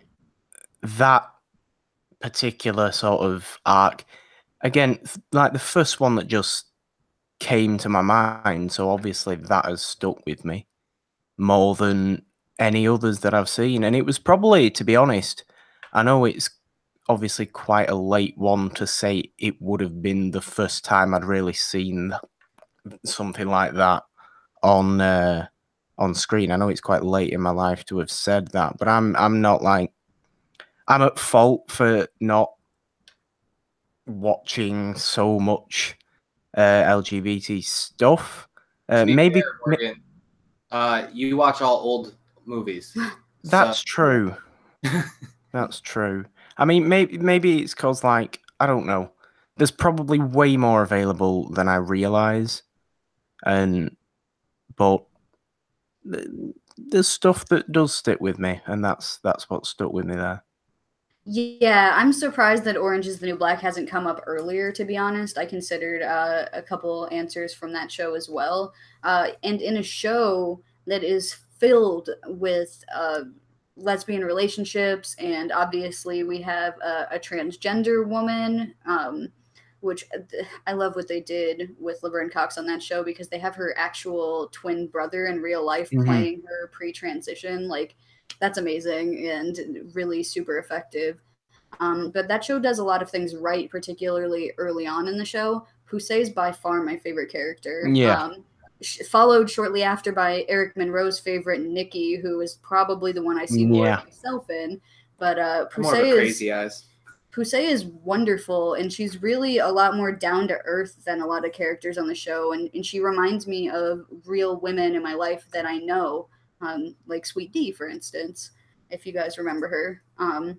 But what a great character, and what a beautiful episode on a show that's full of sad and beautiful episodes. Yeah, I mean, I think that's what's probably stuck with me, the fact that she is such just like a very, very real feeling character in a show that can sometimes get a bit over the top. Well, she made the showrunner fall in love with her and marry her in real life. So I've always liked that little story as well. Awesome. All right. Well, question 2 is what LGBTQ real life person, musician, author, somebody wanted an athlete. Anything. Athletes too. Who has the most interesting life story, do you think, to you? Well, this was where I wanted to have a bit of difference, and I'm going with James Whale, who, for those who don't know, is the director of Frankenstein, The Invisible Man, and The Bride of Frankenstein, who was openly homosexual in the 20s and 30s, when, God help us all, you couldn't do that. But the sort of sad and interesting thing about his story is that he's made these 3 films in particular that are so obviously well regarded this length of time later. and people love James Whale as one of the original directors of horror and one of the best of that sort of era. But after The Bride of Frankenstein, basically 1935, he really started to fall off. It was only because he couldn't get work because of how, open he was about his own sexuality. Obviously, if you look into gossip from that era and old Hollywood, you'll find a bunch of stories saying everyone was gay, everyone was in, affairs with everyone else. There's very few that are actually legitimate proof that, yes, he talked about this openly. This was a thing that was known not just in Hollywood, but in wherever, news was got. But yeah, after Bride of Frankenstein, which you could argue is his best film, he basically wasn't allowed to make many films after that. I think his last film then was 1941. I think he made his last film, and obviously he wasn't very old at the time, and he died a much poorer man than he would have been in the early 30s. But I like James Whale. Well, I don't like James Whale's story. I find it interesting because he seems to be someone from that obviously era that just didn't care about this. He thought it was completely meaningless to what he was producing as a film director. And obviously his films were great, but that clearly for the time wasn't enough to keep him in work, which is it's sad. Yeah, it's amazing to talk about people from the 70s, 80s, and 90s who were groundbreaking for their time with their sexuality and being so open with it. But to have somebody in the 1920s and 30s, it's such like a ballsy move for them to even go there, because it really did make their life more difficult in a time where people just didn't understand or didn't want to have anything to do with it, where it was really a negative connotation towards being openly homosexual or even closeted homosexual. Yeah. And that's a serious groundbreaker, because of course there's been gays working in the film industry for as long as there's been a film industry. But not everyone was willing to go there, and that's what makes a person like that important. So it's awesome that you would bring up like a classic film figure in this discussion. Yeah, definitely. I mean, I know he was in theatre before he got into film, and if you want to be a bit stereotypical about it, I suppose theatre tends to be more open to that sort of, or has been in the general sense, more open to, LGBT producers, actors, whatever it is. I also liked what you said about all the rumor mills and stuff. One of my favorite rumors that ended up being true, though, is Pryor and Brando. And Pryor, I love it. It's like, I never realized it, but Pryor was so open about being bisexual. Like, he talked about it all the time in a stand-up and stuff like that. That dude didn't give a shit. No. That dude didn't give a shit about anything. Like, why would Pryor care? He talked about everything so openly with his sexuality, which again is bold, and I can appreciate. But his wife was even like, he's like, no, that happened. Him and Brando, he would have told you too. Like, I mean, Richard Pryor's another good one for someone to bring up. I'd like to hear someone go into that, because he's a fascinating guy. Anyway, chat, do your research and bring that up. Okay, so third question is, who is your favorite LGBTQ plus character in fiction? Can I cheat a bit? Yes. In what way? Because I really want to talk about Pedro Almodovar, the Spanish film director, gay man, and one of his films, which is All About My Mother. Almodovar has made a career of making these weirdly funny but really quite emotional films specifically about sort of womanhood. But All About My Mother goes into all these different aspects of womanhood. It's got the mother, it's got lesbian couples, it's got a trans woman, and the story is basically this mother whose son has just died right at the start of the film, and the son wanted to know who his father was because he never knew. Basically, it ends up being that, well, once the mother goes on this journey, she eventually finds out that the father is now a trans woman. So, and it's just sort of through this journey, it's the mother, the people she comes into contact with, especially this lesbian couple who are both actresses, and perhaps most emotionally, the father of her son, who, and it goes into each one's different story and how each one's thought, well, not maybe thought, but each one's experiences has developed to them into how, you know, the woman they are and how they feel correct as they are, even though they are such different aspects of womanhood. So I wanted to bring up Pedro Almodovar as well, because he is he's been, again, he's an openly gay film director, and he has been since the 80s. He's made so many films.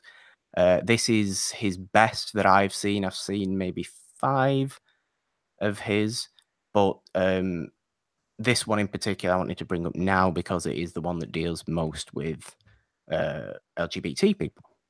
Awesome. So Corey had a question for you in the chat, which I'm going to complain real quick about YouTube because it censored the word vagina and I had to allow it to go through. Vagina is a body part. It should not be censored from the chat, but that's a whole nother episode. He asked, is that the one with the giant vagina? With the giant vagina? Or was that Habla Canela? Oh, I've not seen that other one. I don't remember a giant vagina, to be honest. That's something you would remember. It is something I would remember. Wait, no, isn't that Big Lebowski? Big Lebowski has a giant vagina. Yeah. I don't think he's mixing these two up. All right, question number 4. Who is your favorite LGBTQ couple in pop culture? So fictional, nonfiction. I mean, there's a lot. I feel like a lot have already been mentioned.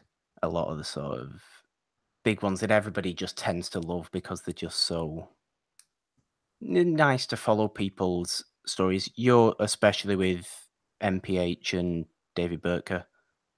Like they're a really sweet couple, and me being, you know, a big How I Met Your Mother fan as well, that was obviously perhaps no, maybe not.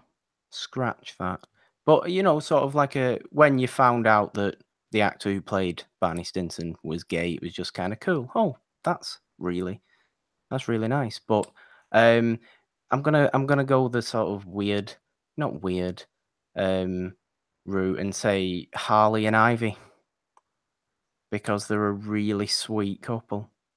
And obviously, I think, you know, it tends to sometimes be more of just like a best friend type thing, but there's things there for that, and obviously it's a much, anybody that's a Harley and Joker person over a Harley and Ivy person needs to think about things for a bit, because they work really well for each other. They're just really sweet for each other, and they have just fun times that she didn't get previously. Harley, at least, didn't get previously, clearly. Yeah, I have to say that obviously it depends on who's writing the characters in the comics. Yeah. Because they have had the best friends role, and they've hooked up in comics too. Yeah. But what I love about Poison Ivy is she's so maternal, not only towards her plants, but kind of towards Harley, that it makes sense that she's so protective, especially seeing what the Joker has put her through firsthand. Yeah. And hearing everything. So, I mean, obviously that's a great pick. What do you? Yeah, especially like you said, in contrast to her prior relationship that everyone's so familiar with, to have this other relationship that is so completely different in every single way, and to have it so much better, it really is like refreshing, because you want to see something nice happen to Harley, man. Like, she has had a rough road, and Yeah. everything that with her and Poison Ivy is like, it's so pure, you know, like Everyone deserves pure love, and Harley's had a rough time of it, and she deserves this. I fully agree. I can't be as insightful as everyone else has been, but that's my input. You need to Well- read more books. No, I thought that was No, really it's good. great, and you talked about some stuff that no one else Oh, will yeah. probably bring up tonight, so that's awesome. Well, that's the last question for tonight. You want to let everybody know what you've been working on and where they can find you? Yeah, I mean, Nolan's already said it. We do. It's a wonderful podcast. It should be every week. It's most weeks, to be honest. The last episode was on Watership Down. You can find It's a Wonderful Podcast on YouTube, Apple Podcasts, or just follow its Twitter at It's a Wonderful One, or just follow me on Twitter at the Purple Don with a 3 instead of the E in the because Patrice Evra. I have to say that every time now. Apparently, it's my catchphrase, so Nolan's forcing me to say that every time. It's not nice for him to do, but I'm doing it anyway. Yeah, I do a bunch of stuff, so Twitter's the easiest place to know what I'm up to. Yeah. Thanks, All right, guys. buddy. Well, thank you for staying up so late, and I know you're sleepy, so go ahead and get on to sleep now. Don't judge me. Good night, Moon. Good night, Star. I don't know what I... You prematurely booted him. Come on now. Poor sweet Morgan. Well, speaking of sweet, let's check in with that sweet cat. You know her. You love her. Her name's Mavis. Let's see what the order is. Up next, we got Bill Paulhan, and Joe and Ashley, and then Eric Ossenbacher. We're back onto the Pay Pass. Thank you so much, Eric Ossenbacher, for recently purchasing a Pay Pass. New patron. We love those. So yeah, you want to send that invite? Billy, right? I believe it's Billy, Billy. then the Davises, and then Eric. The King in the North, indeed.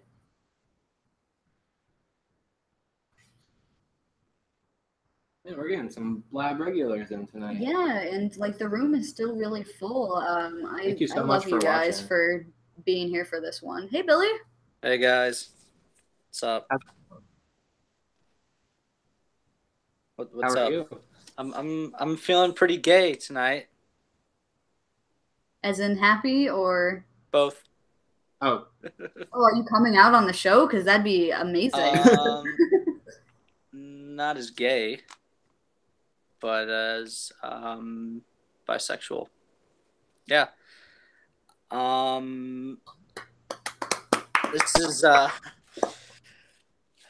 This is very good thing to say out loud. I've thought about this for a very long time. Probably since I've met you guys, it's been something I've thought about, and yeah, I like girls and guys. Wow, congratulations, buddy. That's amazing. we're really proud of you. I was like worried that you were pranking us right now, and I was like, this is really inappropriate. And then I'm like, no, he's No. serious. This is amazing. No, and yeah, you guys are the first people I've told. Oh, this is a big deal. I wish I could give you a hug. Yeah. Well, happy Pride. Thanks, guys. Now that I got out of that way, well, let's ask you some questions. No, the chat is going nuts for you. You're getting so much love right now. No, it's awesome. I love you guys. And Dub's here to declare his love for your facial hair. Thank you. Awesome. All right, that's awesome, buddy. Well, I feel like this is my answer to question 1 now, but what's your favorite coming out arc on television? No, I wrote down all my answers, and this is actually something I have been loving the show Brooklyn Nine-Nine for a lot of reasons, but this is one that has now hit home personally, and it's the character Rosa. She also comes out as bisexual, and later on in the series, and it's done in a very realistic sense, and her parents don't know how to react at first, but it's really nice. And the character of Rosa is not very she doesn't like to get into her personal life or anything. You barely know anything about her, and she is very intimidating. But it's very nice to see her be vulnerable and just be open with her cop family and them being very understanding. So yeah, I picked Rosa from Brooklyn Nine-Nine. Awesome. Yeah, Ashley said she would cry right now, but she would mess up the meticulous eyeshadow that she did tonight. I'm sorry. Nice to control those tears, huh, Kimber? Yeah. It takes a lot of hard work. It's taking a lot of willpower right now to not to cry. No, Well, you we know love that you we're your regardless. family, buddy, and Yeah. like I'm really proud of you. Yeah, proud of you. Okay. Well, I mean, Thank you. appropriate. Yeah. Who is your favorite LGBT musician? Pop Anything. culture icon? I think this guy is just awesome. Ian McKellen, Sir Ian McKellen, because he came out at a time like there was this law in Britain. I think it was called Section 28, where like that was taboo. Like you could not do that at all whatsoever. And he just did it on a radio show, and he's just like, yeah, and by the way, I'm gay. And he has been a very big supporter and just amazing in the gay community. And it's not he doesn't treat it as a big deal either. And that's what I think is so awesome. It's just, he's an incredible actor that just happens to like men, you know? Yeah. And I was tempted to do Mercury, but I knew that Kimber would pick it because I was going to pick it. But well, yeah, I'm curious why would Yeah, what's Freddie Mercury mean to you? Go ahead. oh, so much. I mean, that guy could literally do anything. I looked up all his interviews afterwards after you showed me the Simon Ferocious thing. It's so funny. And yeah, I think there was one interview where he's just like, well, I don't think people really remember me at all. And I'm like, oh, if you had only known. If you had only known. And like he could sing, he could perform, he had an amazing mustache. And if they don't at least address the whole AIDS thing in Bohemian Rhapsody, I'm gonna be mad, and I'm gonna feel cheated. Yeah. Because I mean that is a big part of the story. That's like you have to have it. You're performing at Live Aid, which is like one of the best shows ever. And yeah, and important. You know what I mean? Think of how much funds were raised. Yeah, there. they should have put George Michael in Queen, but that's another complaint I have. His cover. You guys should check out George Michael singing "Somebody to Love" if you've never watched it. He was so good. What? He's so good. Oh my gosh! But you're Sounds getting a lot awesome. of love about your Ian McKellen choice as well. Morgan's salty that he didn't choose that, and Eric is also saying very nice choice. Well, thank you guys. I'm on my phone right now because there's something weird with my battery and my laptop, so I can't really see the chat, but I appreciate all the love. Yeah. Oh, no you're worries. getting tons of it, buddy. There's not dry in the house except for Ashley. Yeah. All right. So, who is your favorite LGBT character from fiction?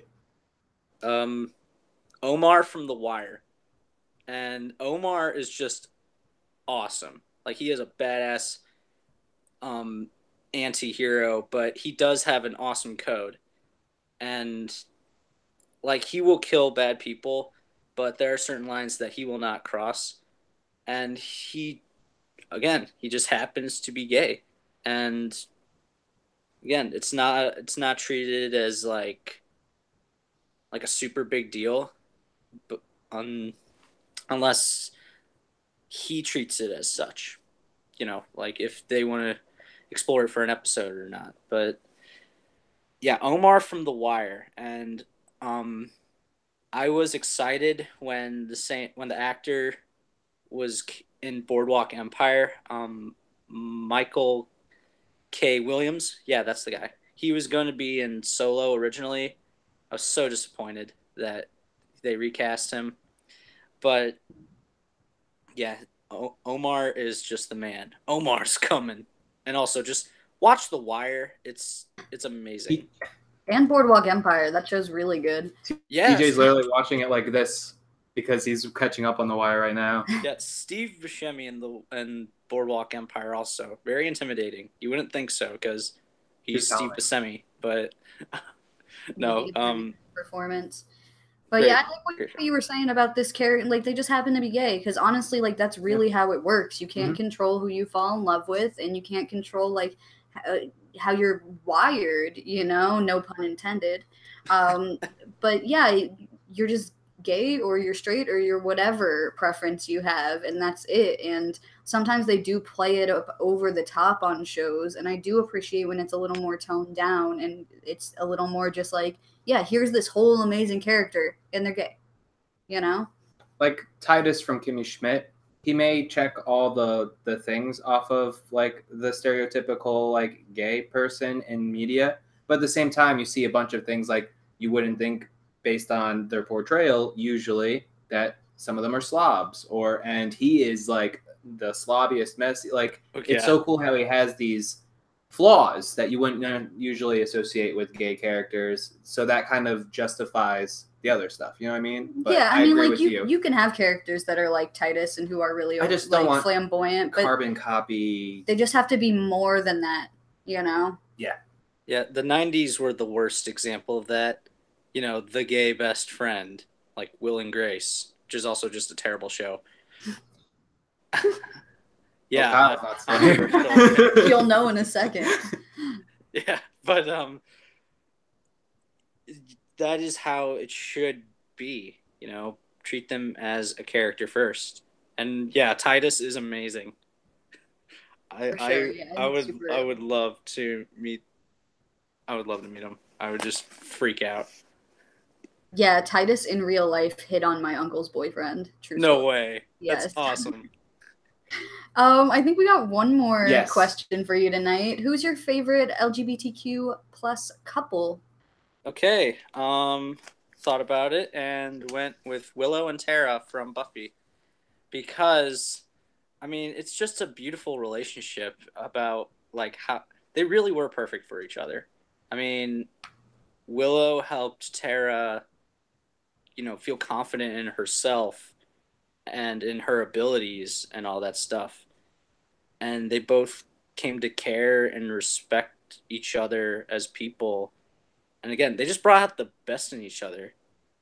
Well, I mean, not all the time, but not all the time, because there were things where Willow would mess up and then, like, erase her memory, and then, like, that's like about, like, you misused my trust, like this. But, like, there are moments where, and I think they're one of the first lesbian couples that I remember as a kid watching, who I'm like, oh, they're lesbians.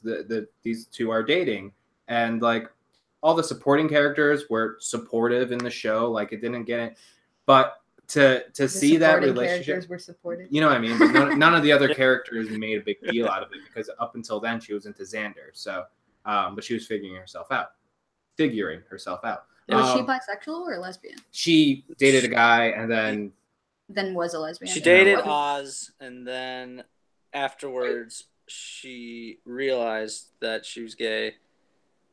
Like, I think it was around maybe the 5th season. I'm not sure. Somewhere around that. But from where that relationship was and how it falls to not to the wayside, it kind of gets thrown off a cliff. And to see how much that affects Willow, that makes everything worth it, because Willow becomes the big bad in season, like, 6 or whatever. So, like, yes, and it's my favorite part of it's my favorite Willow, Dark Willow. She's cool. She skins a dude for killing Tara. Just straight up skins him. Spoiler alert if you haven't watched Buffy, but if they haven't watched Buffy by now, they're not going to watch Buffy. I mean, come on, guys. All right, so I do hate to rush things, but it is getting pretty late now. Is there anything that you want to plug, buddy? Just my Twitter at bbusterbill. All the B's are capitalized, and my Stardust, which is Billy Goatee Paul. I'm usually on the Odd Shaped channel all the time, and I'm very happy that you guys did this, and we could talk about this later. But yeah, big night. Yeah, Billy, for sure. it means everything to us that this is a platform where you feel that comfortable. You know what I mean? And we're so proud of you. And yeah, we'll talk Congratulations. about this later. If you want to private message me, feel free. I'm always there for you, buddy. Okay, thanks, guys. Have a good night. All right. Have a great day. I'm not going to eject him. I'll let him leave by himself. Next time I'm ejecting him. All right. Well, whew, that was a roller coaster. That was awesome. Yeah. All right. Well, let's see. Let's check in with Mavis. Mavis may have been so she was so interested in that story that she forgot to update the thing. So just give me 1 second. And up next, no. Randall, you still around? Randall. Trying to make sure I have everybody here. And so up next. Oh, it would help if I actually clicked. See, Kimber leaves for 5 seconds and the show falls apart.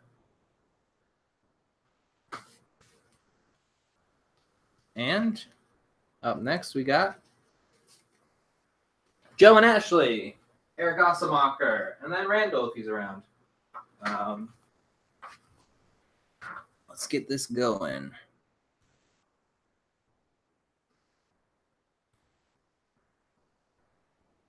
Nope, that's the other webcam. And I'm back.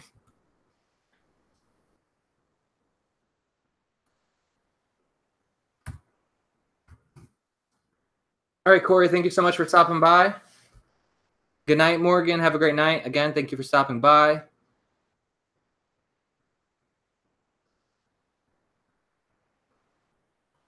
Joe and Ashley, which one am I calling? Oh, sorry, you guys got buried up here.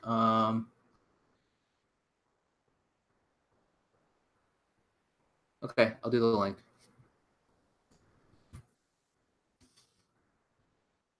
Okay, I'll just invite Joe then. Okay, invite out. Man, what a great episode tonight has been. Numbers have been popping in and out. And I gotta say, the chat has been a delight. So thank you so much for everyone who's not calling in and just watching and chatting along. We appreciate it. Xander from Drawn Together. Okay, Corey's answers. Question 1 was Xander from Drawn Together. 2, Clive Barker. Interesting. I did not know that. 3, Armanita Kaplan from Sense8. Kimber watched that. I didn't really watch it. And 4 is Tig and Venus Trap Dam from Sands of Anarchy. That must have been before I dropped off because... Oh, Jonathan got to go too? Jonathan, have a great night. I never asked how you did on your competition last time. I hope you did well. But I'll read off yours while we're waiting for Joe. No problem. If it crashes on you again, I'll try the link.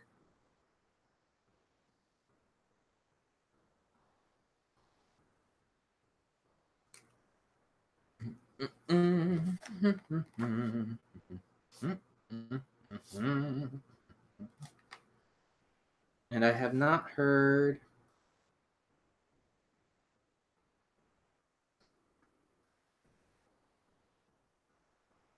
all right, Corey, have a great night. Love you too.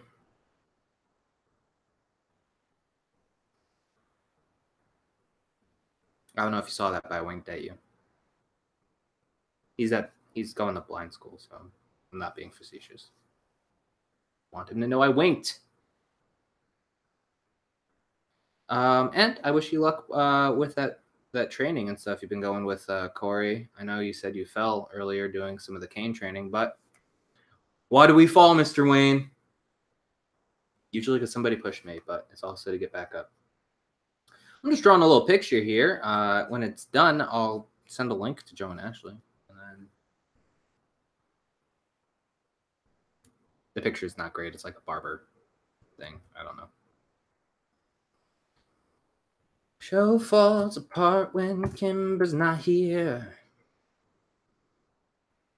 All right, John had answers to 2 questions. One was for Kurt coming out in Glee, and 4 is Blaine and Kurt from Glee. So he really likes Kurt, is what I'm getting from this.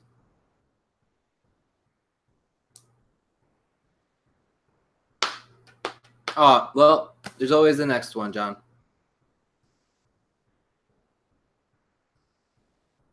Well, Joe and Ashley, is that link not working for you either?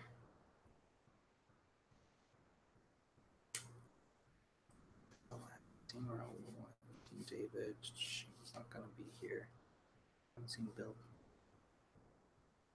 Randall and Delicious gone.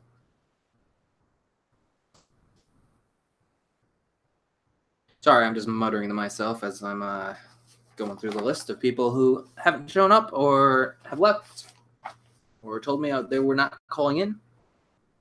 I still haven't heard from Randall. I'm guessing he's not around anymore.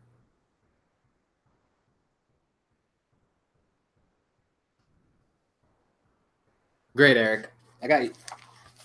Eric, I got you, man. Look at this. All right. Okay.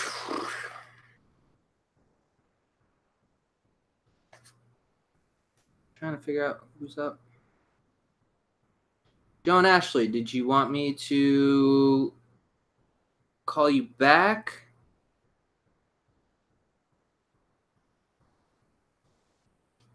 Thanks for sticking with us during these technical difficulties. It happens sometimes. I'm surprised it hasn't happened earlier on this episode, to be honest. Check out my shirt. You are not alone.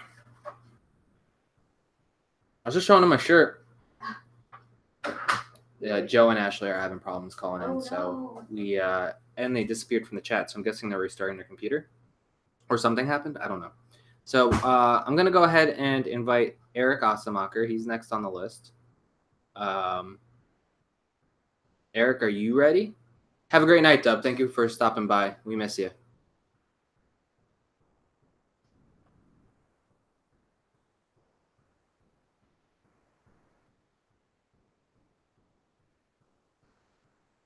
All right. All right, real quick, let me try one last link, Joe and Ashley, because I think Eric showed me this. This is another one that you might be able to use. If that doesn't work, oh no.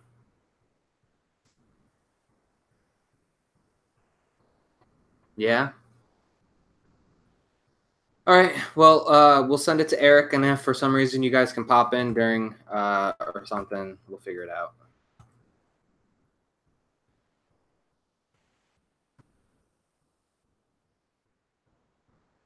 Eric, you can go ahead and click that link.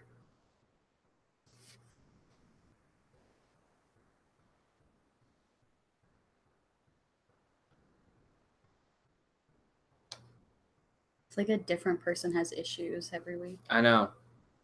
Eric says Eric's got different equipment though. Eric Monroe has different equipment, so he shouldn't be a problem. Eric Osemacher is up next. Yep. Right there. Look at him. Yeah, hi. It's that boy. Yeah, hi.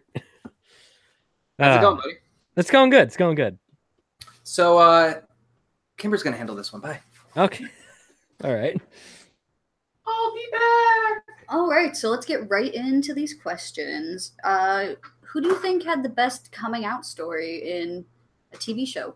I'm going to sort of sidestep this question by eliminating the in TV portion because I want to talk about webcomics for most of this because that's actually where a lot of representation is. Oh, hey, look, Ashley's here too. Yeah, don't worry. Okay. I'm sure that they'll be fine waiting. Yeah, they'll be. So I'm going to be talking about webcomics mostly because there's a lot of great representation in there, and I feel like it's not going to get covered a lot in the show. So I want to, for 3 out of my 4 questions, I'm going to be talking about webcomics. Sure. So for this one, I'm going to be talking about the dumbing of age character, Becky McIntyre, because that's a huge long storyline. You know, it starts off, she's in like the first comic of it's a reboot of David Wilson's old characters, but she's in the first comic. She's sort of introduced as essentially this girl that's being sent off to this Christian college. And then, you know, like a couple of years later, she comes back. She comes to visit, you know, the main cast. It turns out that what happened was she got into a relationship with her roommate, and the roommate placed the blame solely on her, which got her kicked out of college. So then she sort of just decided to crash with her best friend, who she also had a crush on. Which then sort of escalates to her father coming to the school, trying to take her away and try to quote unquote fix her. Which then ultimately leads to him coming back with a gun and shooting up the school. So that is a very interesting sort of whole thing. It ends with him getting his butt beat by a vigilante, which is great. So yeah. Nice. Yeah. Obviously, I'm not familiar, unfortunately, but yeah, that's cool. What show is this? He's talking about webcomics for most of his answers tonight. Yeah. Yeah. All right, number 2. Yeah. Who is your fave? No, I'm sorry, I keep doing that. Which LGBTQ person? Sorry, I'm used to the characters. Do you think has the most interesting life story? I'm going to sort of piggyback on to Kimber's answer for question 4, which I'm going to go with Neil Patrick Harris, because if you really think about it, he started off child actor, then he sort of faded into obscurity, but then he was brought back into the common eye from this sort of over-the-top, super heterosexual portrayal of him in Harold and Kumar, which then led to Barney Stinson, which then, you know, we come to find out is like exactly not who he is at all. And then they sort of play around with that in the third Harold and Kumar movie, which I enjoyed. Yeah, with his actual husband. Yeah. Too. Yeah. And he really, like, they considered casting someone like Jack Black to play Barney Stinson initially, but I think that character really wouldn't have worked with somebody else. That Neil Patrick Harris has this charm about him that makes it a character that really should be very not likable into a character that is arguably the best part of the show. And that's all NPH, just oozing charisma. Marshall. I mean, I would definitely say Marshall's probably the best part of that show. Listen, I've repeatedly said that I love Marshall the most, but for a lot of people, we'll say that Barney is what's the most memorable about How I Met Your Mother. Like, he's a character that's kind of unique when it comes to TV, and that's because no one else could have done that part other than him. Well, I think we can all agree it's not Ted. No, Ted's the worst. All right. So question 3 is, who's your favorite LGBTQ plus character of all time? Okay, once again, going with another webcomic answer, and I'm going to go with Nanase Kitsune, who is from Elguna Shive. And essentially, if you don't know, she is like this absolute high-level badass. She's like, starts off as a martial artist, and then she's like trilingual, I think. I think she speaks English, Japanese, and French. And obviously, over the course of the entire season, we've figured out hugely potent magic user, which is fantastic. Like, she's probably one of the most powerful characters in the entire cast, and she's just great. Honestly, I considered having her on any of these 3 answers, but I decided to focus on this one because, like, yeah, her coming out story, it's fine and all, but Becky's was really interesting and the whole thing. And then, of course, could talk about her main. If I wanted to talk about her relationship, I'd have to go way into all the things that lead up to that, and it's a whole mess. It's a whole mess. It's essentially, to get to that, I'd have to go through like 8 years of webcomics just to get to the point where it's a lot. Well, some very fitting news based on LGBT characters. Nolan just said that in the E3, they just dropped a trailer for The Last of Us 2, and Ellie, played by, I think that's Ellen Page, right? Has a girlfriend. Nice. When Ellen Page No, Yeah, of well, course, no. It's like it was the one that people kept saying looked like Ellen Page. What was not Ellen Page when the Ellen Page one was the other Beyond Two Souls, the one yeah, I'm Beyond currently Two Souls. Yeah. Yeah, it's like, but everybody was like saying that Ellie looked like Ellen Page, but it's like, no, she's Ellen Page is in Beyond Two Souls. Oh, That was the whole thing back then. Nice. Okay, one more question tonight. Who is your favorite LGBTQ plus couple? All right, so final webcomic answer of the day, and honestly, the most recent of these developments. So, in the webcomic questionable content, essentially it started off as this like sort of slice of life comic about an indie rocker and the entire staff of a comic shop, and eventually, at some point, the singularity happens. Then there's just AI running around all over the place, and one of the coffee workers gets fired from being drunk all the time. So then she decides to make the next logical career step and becomes the mechanic for an underground robot fighting league, where she meets a formal military AI fighting robot female who was like sort of like this sort of closed off shell, and over the course of them working together, they sort of just break down those barriers, and it becomes very obvious over the course of time that Bubbles, the AI, really has feelings for Faye, who is the human girl. And then it's just over the course of time, it just becomes more and more apparent that they both have feelings for each other, but neither of them really know what to do with it. And then literally last week, they finally became a couple. Nice. I'm gonna say that's awesome. Yeah.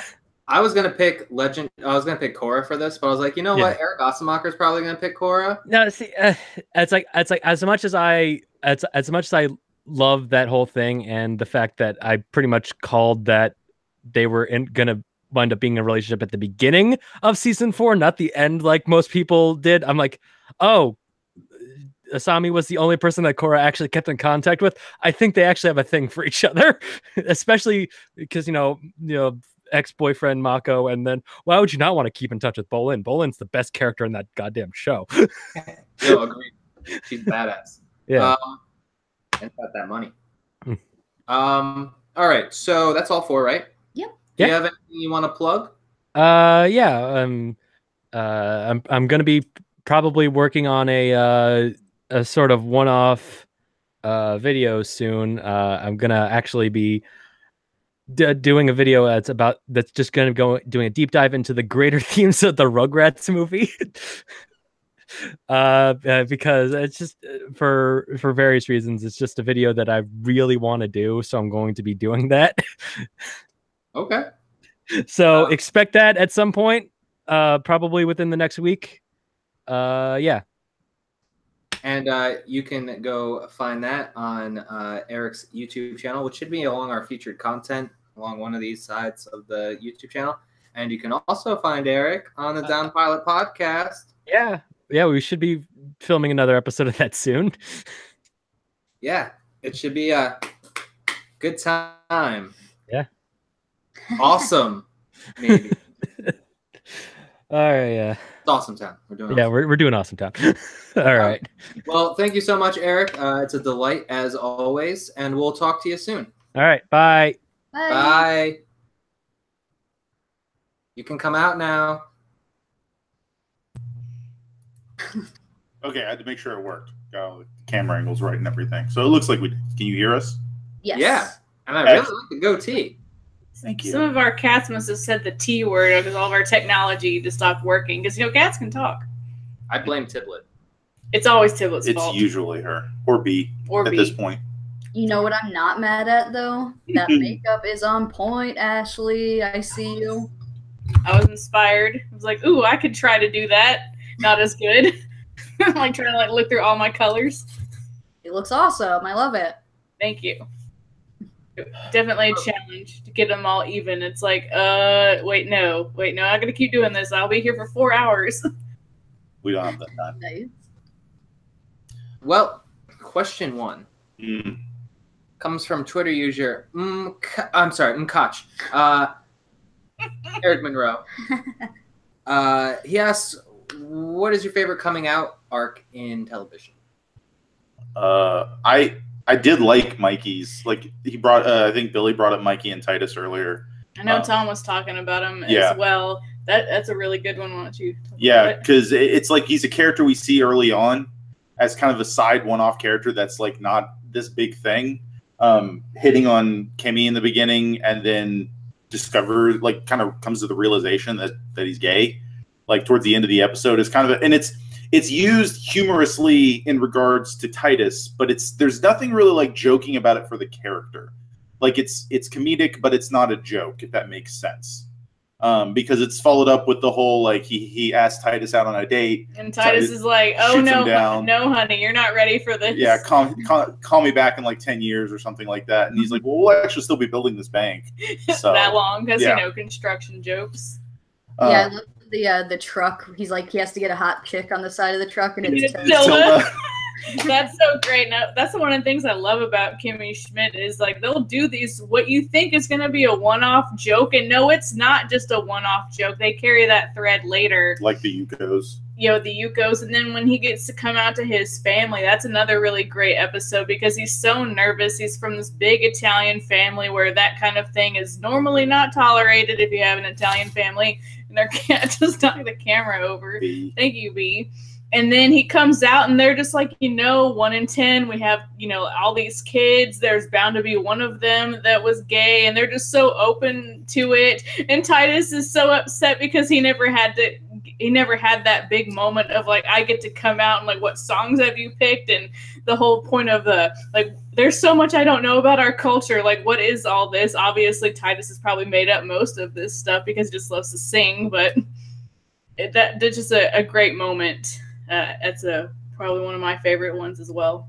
Titus also likes the drama, though. That's true. Yeah, he wants the whole drama and the fighting, and there's just none of that. In Mikey's coming out is just very lovely how accepting his family is. Ashley, we both have unicorn shirts too. Yes, that was also on purpose, Kimber. I know. Adorable. I tried. Another coming out that I thought was really precious when I was just thinking about it, or I just thought was not precious is probably not the right word, but just the way they handled it on the show, The Vicar at Dibley, which is a British show that came out in the early 90s. Dawn French is the first female vicar in this tiny little British village, and that was a huge controversy back in that time because that it's reflective of what was really going on in society. And it's like your typical British show where it's like 85 to 90% of the cast is like 70 plus.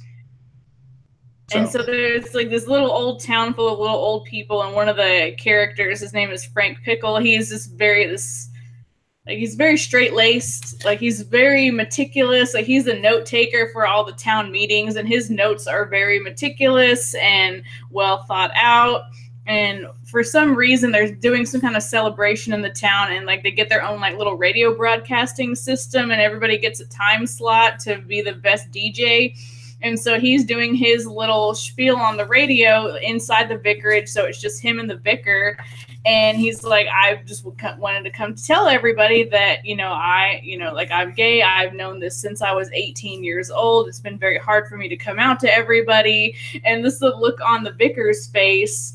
And then when they go to the meeting the next morning, like they're talking, and then everybody's like, oh yeah, great show, Frank, great show. And then she's like, okay, who actually listened to this show? They're like, oh no, we were just pretending that we listened. So they totally missed like the whole point that he came out. But it's so adorable because he's all excited that like everybody knows now, and then so he goes to change clothes and comes out in like this little blazer, and he thinks this is like his now he can like express himself more, even though it's really not like a big. They don't play it off as like a big deal, and I don't remember if the townspeople ever learn later if they bring it back up. But I just thought it was kind of a cute little coming out that he made such a big deal of it, but then like it wasn't a big deal. Yeah. What's that show with the wives? Frankie and Grace. Yeah. I was thinking about that one. Oh yeah, that's an excellent show. That's with the husbands coming out and being gay. When you said two wives, I was because it's named to each after. other. No.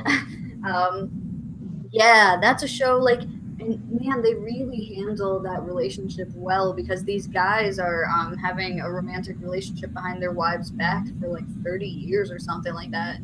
You could really be like against these characters because it's hurtful that they've been deceiving their wives the whole time, but they have a way with the writing to make you really sympathize for these guys because they come from a time period where it's not so easy to come out of the closet, and really it's been like their own sort of bad experience having to deceive their wives and to lead these lives that like weren't honest who they are. And that's great writing on that show. It's really good. If you guys haven't watched Grace and Frankie, it's not like an old lady show. Like it's got broad appeal. It's an excellent show. Definitely check it out. It's interesting too because I've seen parts of the show enough to kind of glean some of the little tidbits of information that like it's not just a personal thing. It's like their professional lives would have been in jeopardy if they had come out earlier and things like that. So.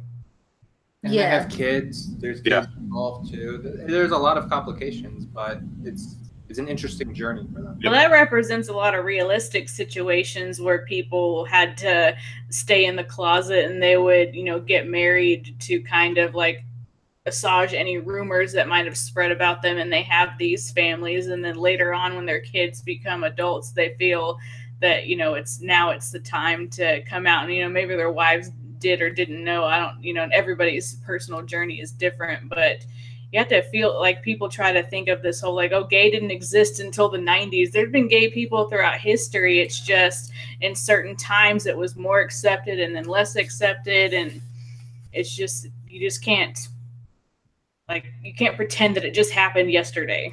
Yeah, there's been gay people as long as there have been straight people. That's such a weird misconception for me because sexuality just doesn't work like that. It's not like, oh, that's trendy this week, let's all be gay. Like, you can't turn it on and off. You are born that way. DNA.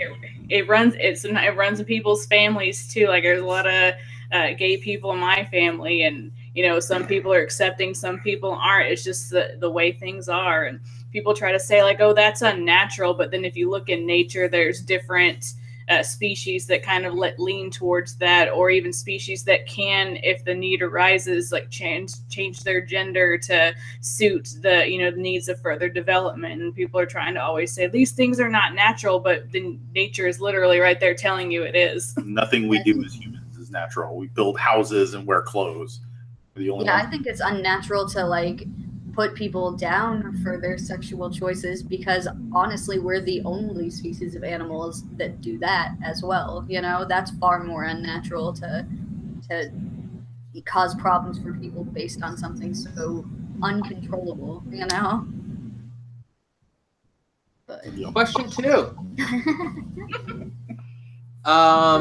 What LGBTQ personality, radio, whatever, is your favorite? Or no, sorry, damn it, I do this every time. Had the most interesting life, in your opinion? There's a lot of love, of course, as brought up multiple times for Freddie Mercury, and I actually am going to go with David Bowie. Yes, he's got just this like. He is a literal space alien come to Earth in the form of a man and left a massive impact on people's lives for so long. Like, I was at work and I cried when I heard that he had passed. Yeah, I was broken that week. That was really rough. Yeah, he's just an interesting, just a personality with like his different like styles that he's, like physical styles, and like of course he's been married for a very long time too. But that doesn't negate the fact that obviously he's very bisexual. Like, he's had relationships with men and such. There's been rumors with certain celebrities, but in general, he's just had a fantastically interesting life where it's just kind of like, oh yeah, also he's bi, but he does all these amazing things too. It's like all of it together. It's just all David Bowie. He's wonderful. And of course, he's another big influence in my life. But I think that's another misconception that we need to talk about more, is that people think that if you're bisexual and that you choose a partner that's one gender or the other, that somehow that automatically shuts off your bisexuality or your attraction to the other gender that you didn't choose. And that's just like simply not how things work. Like, if you're bisexual, you will always be bisexual. Like, I'm marrying a man, but that doesn't negate the fact that I also like women. You know, you choose to be with a person for your whole life and commit to that person, but that doesn't mean that you're not shutting off a part of yourself. Well, it's the fact too. It's like the mentality that like just because I'm one person is married doesn't mean you're still not attracted to people of that gender as well. Like so, like if you're straight and you get married to a woman, straight male getting married to a woman, you're not going to not be attracted to other women. You love this person you married, so you're with this person you married. Yeah, absolutely. I just hate the whole like mentality, like, oh, you're straight now, you know? Yeah. Like, no, of course not. You didn't shut that part of your personality off because you dated, you know, one gender or the other. Yeah, it's silly. And what was your choice, Ashley? I was inspired to write the question based off of Francois Clemens, who you may not be familiar with that name, but you may be familiar with a certain man called Mr. Rogers. Francois Clemens played Officer Clemens on Mr. Rogers' Neighborhood for 25 years. He was not out then because of the time period. He could not come out, but Mr. Rogers was aware that he was homosexual. And the fascinating thing about not only that aspect of his life, but like there's a very famous moment on Mr. Rogers' Neighborhood during the height of the civil rights movement where they have like this little pool in front of them and they're just like sharing the water in the pool because Francois Clemens, African-American man, back then, of course, lots of strife with the civil rights movement, but they were actually trying to like shut African-American people out of the public pools. And in one case, a pool owner at a hotel threw acid in the pool. And so like for Mr. Rogers to share the little pool with him, just their feet, there's a lot of religious allusions to that as well. But just a very interesting man. He was very kind of afraid to even play a police officer because the very negative perception of police officers at the time, him being an African-American man. But I think that character, probably helped a lot of people. It's very sad that he couldn't be out and also be Officer Clemens, but they probably would have gotten a lot of protests back then. And like I know he was married for a while, but it was definitely a trying to cover it up situation in the public eye. But that marriage obviously didn't work out. And like later on, he became a professor. I can't remember at what school, but like he taught for a long time. He had a huge theater career. And so just a very fascinating look at a character and a person that not a lot of people may know a lot about. Nice. I have a few things to say about that. Yeah, when you're a gay man and you marry a woman to cover it up, it is known as a beard in the gay community because you're like manning up, covering it up with a beard. 2, my stamps are Mr. Rogers. Look at that. Nice. And 3, I don't think we've given you enough credit for submitting that question tonight. I know that he's said that Eric sent us the first question, but Ashley did in fact send us this question. So thank you very much for doing that. It's a great question. Yeah, I know that you had said earlier when you were pitching the show, like you didn't want it to just be about characters, but about people too. And then so I had heard his story earlier that day doing something for work. And it's like, oh, wow, I never knew this. How really cool. Because I just clicked on the story because, Mr. Rogers, they have that documentary coming out and the whole, I had seen something about the pool scene. And so it was like a little bit more about him. I'm like, oh, wow, would have never known this about this person. So that was really fascinating, and to kind of like shine a light on some lesser known gay figures. Yeah, for sure. It was important to me. This is a pop culture show, of course, but there are plenty of pop culture figures, as we've discussed tonight, that are the characters behind the music and behind the scenes even. And it was important to me to not just view gay people on this episode as characters, but as people as well. Because people like that are the ones really breaking ground for the gay community, It's a big deal. But question 3 tonight, another pretty open one. Who is your favorite character that's LGBTQ ever? I have so many, and it's mostly because of just elements about the character outside of even that's just all together. But I'm going to go with kind of one that I just thought of off the top of my head, and it's kind of a weirdly random one. But Bob from Bob's Burgers. And I think it's that he doesn't even fully 100% realize it himself that he's bi, but it seems pretty obvious from lots of elements in the show. Yeah, there's enough evidence to support that assumption. Yeah. So that's just the impression that I get. That I think that's the message they're trying to kind of put out there with the character. But it's just he's a fantastic dad, a great husband. He actively, like, when he gets hit on by a guy when he's buying turkeys multiple times, at one point he's just like, look, now even if I wanted to be with you, I'm married, so I can't do that, but like, you're way out of my league anyway. And the guy's like, no man, let's do this, let's go. So but it's not, well, I hope in the show where he can live his truth. Yes. And he may already, they just don't make a big deal about it on the show. So well, he's married. We talked about that already. Yeah. Yep. So I have a lot, but that's one of the big ones for me. Ashley? I know Nolan brought up the book and the movie earlier, but I really just love the Simon from Love, Simon, or the book is Simon versus the Homo sapien agenda. I think it's what it's called. I actually haven't read it yet, but it's on my long list of books that I want to read. Like, that's I won't spoil it because I know that y'all haven't seen it yet, but y'all really do need to see it. It's a wonderful story, and just to see his journey of discovering that there is another gay person at his school, and then trying to figure out who it is via their correspondence. And it's really neat how they approach it in the movie, where he'll imagine it's a character, and then suddenly, like, all the correspondence between him and the character, he's now picturing it as that character, and it kind of changes over time through like what's revealed in the movie. And it's just such a heartwarming story I think of positivity, because I don't think anybody in his life is really like mean to him or anything. Like, his mom is really accepting of it, and his dad has a little trouble accepting it at first, but he's not mean about it. He's just kind of shell-shocked. Yeah. But there's like really heartwarming moments between the parents, and then the end of the movie is just, I left the theater with a smile on my face and just kept thinking of about that movie for weeks to come. And yeah, that's kind of hard in this day and age where we get so many movies and there's just so many different stories to tell. But that one really has stuck with me, and it's fantastic. Like, I would buy that movie. I loved it so much. It's such a great character to see some young role models out there for LGBT youth that haven't really had a lot of, if you grew up in the 90s, there was nobody, or if there was somebody, it was always a villainous character or played for jokes or making fun of someone. So to have like a genuine person that they could look up to see like, oh, that's me on screen, I think that's very powerful.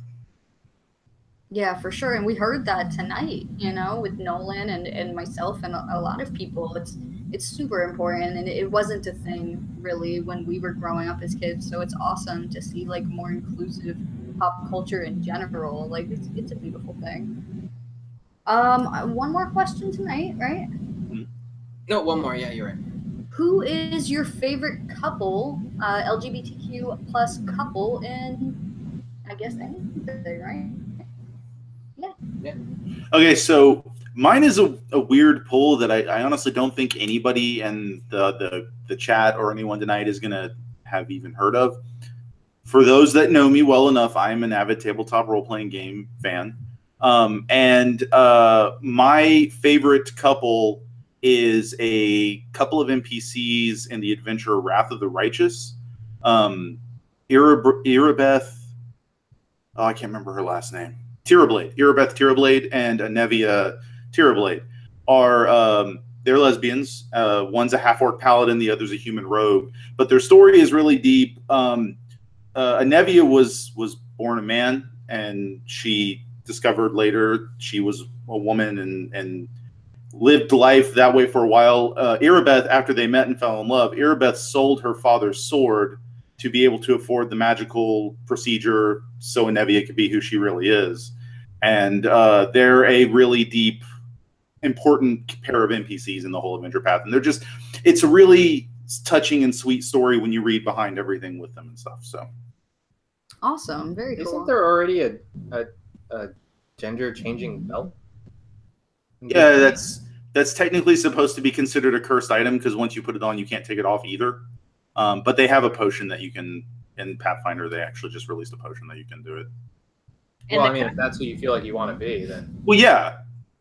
And Pathfinder's full of tons of LGBT people everywhere. Yeah, Paizo actually has like transgendered people Lots that of write for them and develop for them. So those types of characters are well represented versus in other more mainstream. Not that it's not a mainstream RPG, but you don't really see that in a lot of the other companies. D&D is kind of embracing it now. Like their 5th edition stuff really started embracing the idea of it, and that's good. That's amazing. And all of the larger, more well-known game companies are really on board with inclusivity and all that stuff, which is unfortunately grinding against a lot of old individuals in the gaming community, but welcome. Pardon my French. Sorry. This isn't a family show. Ashley. I liked what Tom had to say about Titus and Mikey earlier. That was one of the ones that I had thought of as well. We're talking about their story of getting together. It's so cute that when Titus, like, he was so embarrassed that Mikey like saw him getting ready, and when they went out together and he ate like food in front of him and then like threw it like in his face on accident because a food sneeze. Yeah, a food sneeze. And then he didn't even want to like be with him because like Titus is like so hung up on just his own neuroses. And then when Mikey actually came back to get the tool that he had left there, and it's like, well, look at like all these things that people like left and didn't come back for. Like obviously they didn't care about this stuff, and then to see like their journey together, and it's so sad at the like in season 3 when Titus comes back from the cruise that he had been on and like discovered that Mikey had a friend, which was totally innocuous. It wasn't anything wrong, but like he learned that he needed to let Mikey go and grow so that if they truly are meant to be together, then they can. But he didn't want Titus to be his only relationship. And then you can kind of see Titus having like so much regret for letting Mikey go, and how like he's trying to like win him back and such, and it's just so heartbreaking. Like they need to be together. Like they're just so adorable. I love them.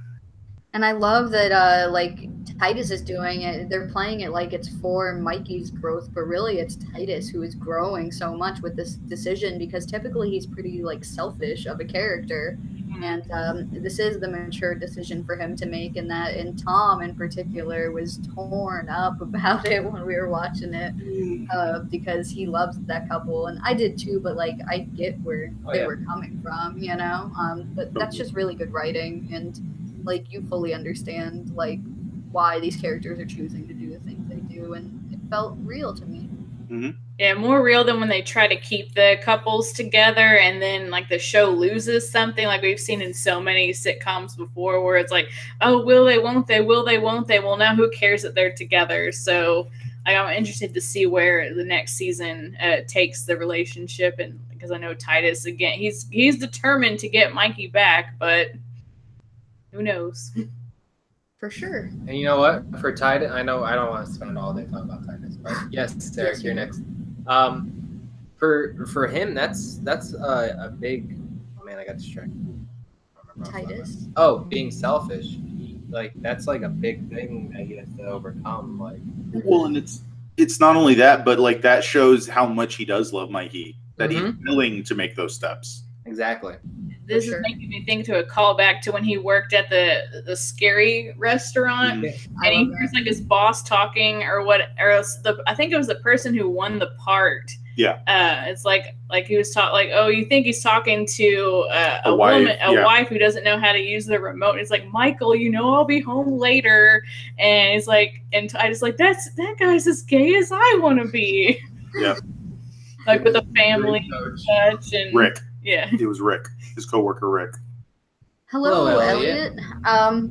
Yeah, we actually, there's a restaurant that's based off of in New York. Jekyll and Hyde. And we passed that place. I wanted to go in, but I heard it's really like that. But I think that was the last. Did you guys have anything that you wanted to plug? I know that you are working on some fun dinosaur stuff. Yes, tomorrow night we will continue our Jurassic June celebration, talking about the Jurassic Park novels. Yeah, we were going to do it yesterday, but apparently reading a book takes a long time. I should know these things as I'm a teacher of English and we read books. So we will be, I think it's 7 p.m. Central tomorrow, maybe 8. Yeah, I think it's 8 Central. Yeah, That's 8 what you Central, said. 9 Eastern tomorrow night on our Geek to My Nerd channel. So if you like to hear people talk about books and dinosaurs and the differences between books and movies. And then, of course, we're doing a big giveaway in relation to that. And you can go to each of our Jurassic June videos. We're going to ask a question.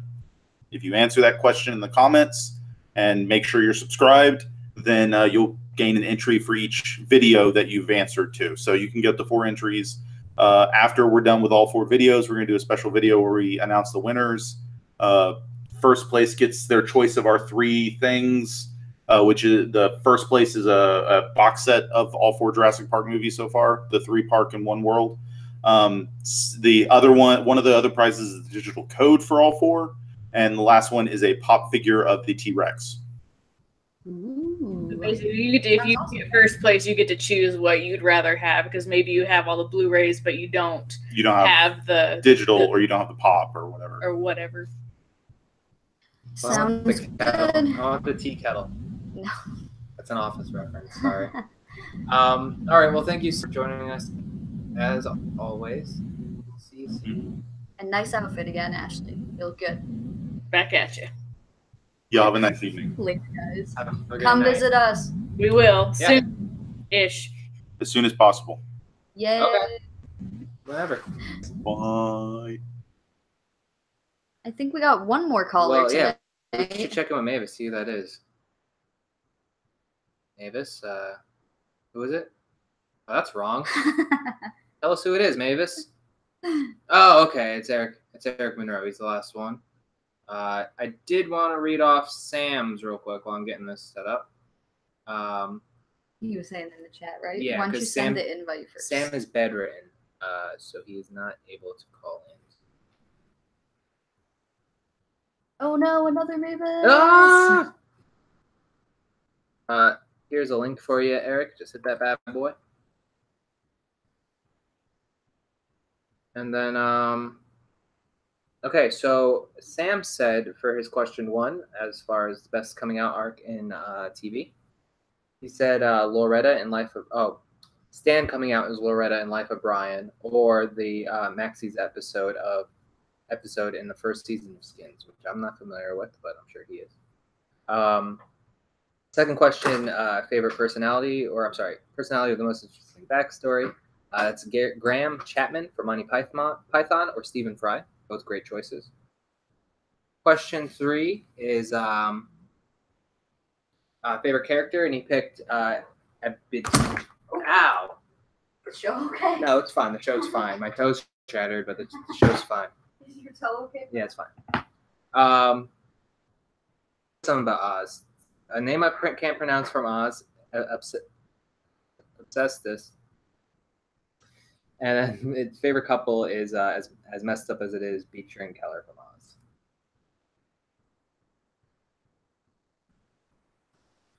And that's what Sam had to say about that. So Eric is going to be our last caller for today. Thank you so much to everyone who has stuck around and everyone who has joined us in this broadcast. Joe and Ashley are back in the chat, just so you know. Let's see. Coming up soon, we're probably going to be doing OSP and Chill for the next one. We did 2 themed episodes this month, so I'm going to relax a little. What else we got going? I'm working on a mythology and pop culture series of video essays, possibly. And the first one, the poll dictated that I would be doing Maui from Disney's Moana. That should be fun. I'm thinking about calling it Culture Cultist. I don't know. I need a better name. Eric, is that link working for you? Let's see what else is going on. I'm going to be a week on Twitch You can find us there, twitch.tv/oddshapechannel. And I'm usually streaming Fortnite. Or to well, I was at that Ellen Page game, Beyond Two Souls. I was streaming that, but it like cut out on me twice on 2 different streams. So I don't know what's going on with that. But yeah, not much else to say about goings ons. You can find our links to all of our content and stuff down below. Follow us on Twitter at OddShapeChannel. I'm sorry, Panel, because channel doesn't fit, so OddShapePanel. There's a link to a Discord down in the chat if you are on Discord and you're a content creator and you want to share your stuff, or if you just want to hang out, talk. Our Patreon, which we have an amazing amount of patrons on. Eric Monroe is freaking out, man. Eric, what's your email? Maybe I can send you a direct thing. I think I know what it is.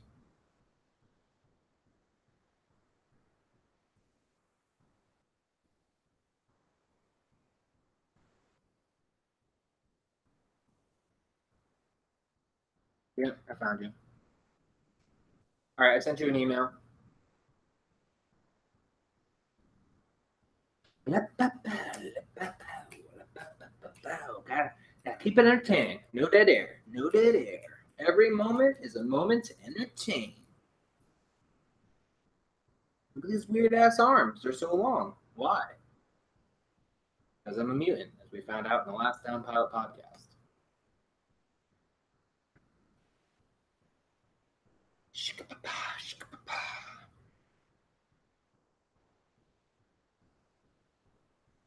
Oh, I'm being entertaining.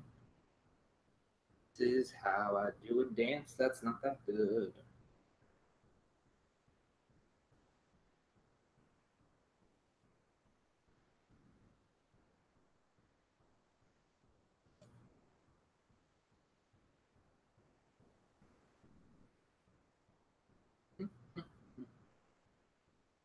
Eric Monroe, where did you go?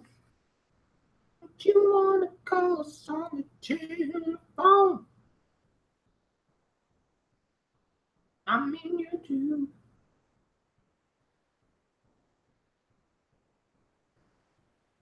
I don't really have much else to plug.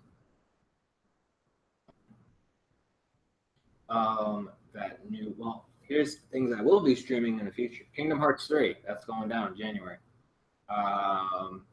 That new Shonen Jump fighting game that had like Luffy and Goku, Frieza, and Naruto in it. That looks dope. I'm really excited for that. Look who's here.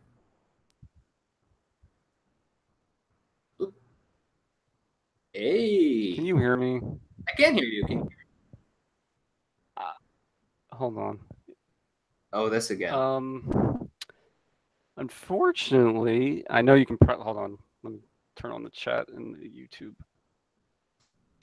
Unfortunately, my iPad crashed. I don't know. Hold on. Let me get my phone up so I can see what you guys are saying.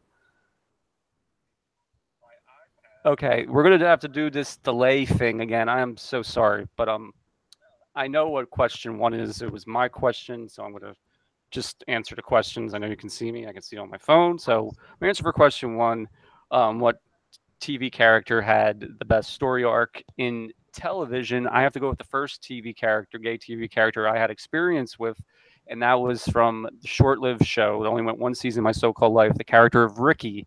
Prior to that, I was like 11 when it aired, and prior to that, I had no experience really much with gay characters in pop culture or even in my real life. And to see him, and I thought he was so cool. I loved him. It opened my eyes, and I thought his story arc was sad. I mean, I get what Nolan says about the stereotypes, but he was abused at home. He had to go live with his teacher. But the interesting thing is he didn't really say he was gay until the final episode they aired when a girl liked him and he finally said it, I'm gay. But yeah, I would go with the character of Ricky from My So-Called Life. I know this is on the delay, so I'm going to just keep talking. My answer for question 2 is actually someone who's transgender who I admire, and that's Chaz Bono, because for the whole world to see him on the Sonny and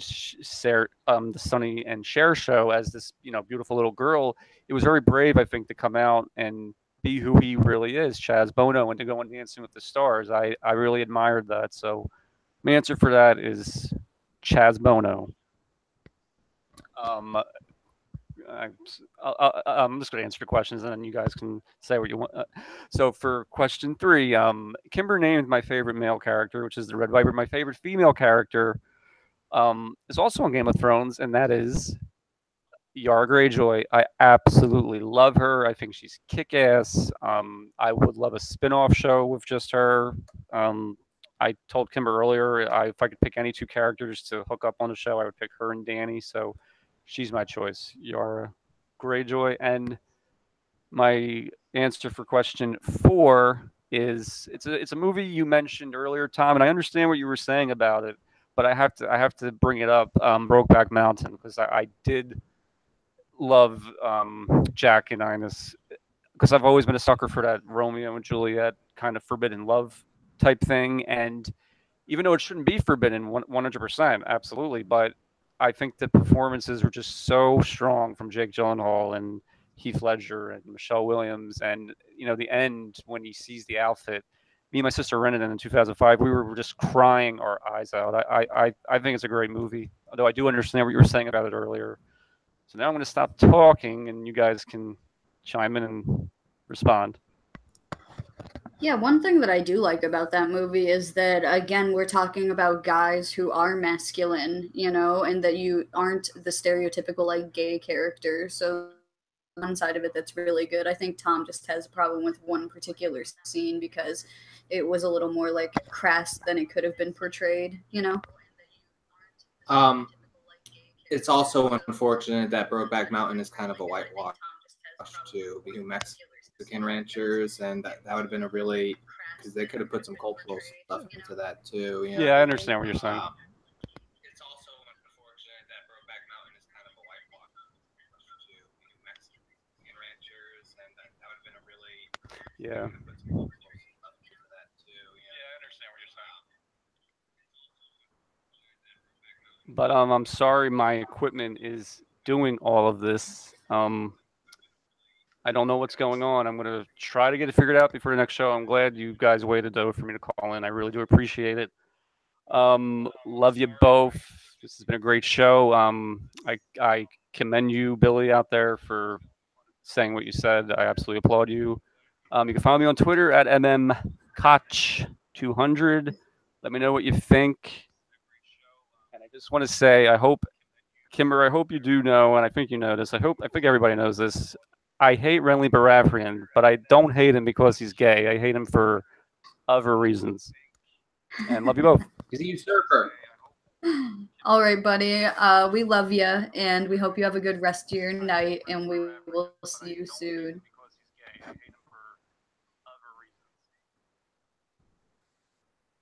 Well, we'll get that figured out. Eric has been with us since. Yeah, we adore Eric. He's the nicest. We can deal with his tech issues. Yeah, we'll get that worked out someday. Halo, thank you so much for stopping by. Hope you're enjoying. Go host you on Twitch after this. Just no one follows me, but I don't know. Yeah, I did a bunch of plugs already and linked to the chat. So pretty much we just got to say bye. Yeah, awesome. Thank you guys for joining us. I really appreciate all the love and support tonight. And Billy, congratulations. And we're really proud of you. And that's pretty much all I have to say. If you want to tweet at me, you can tweet at OutShapePanel. Or you can tweet me at Kimberbatch_OSP. And we're signing off for the night. But thank you so much for everyone still watching. There's still got 5 viewers. I don't know what you're doing here.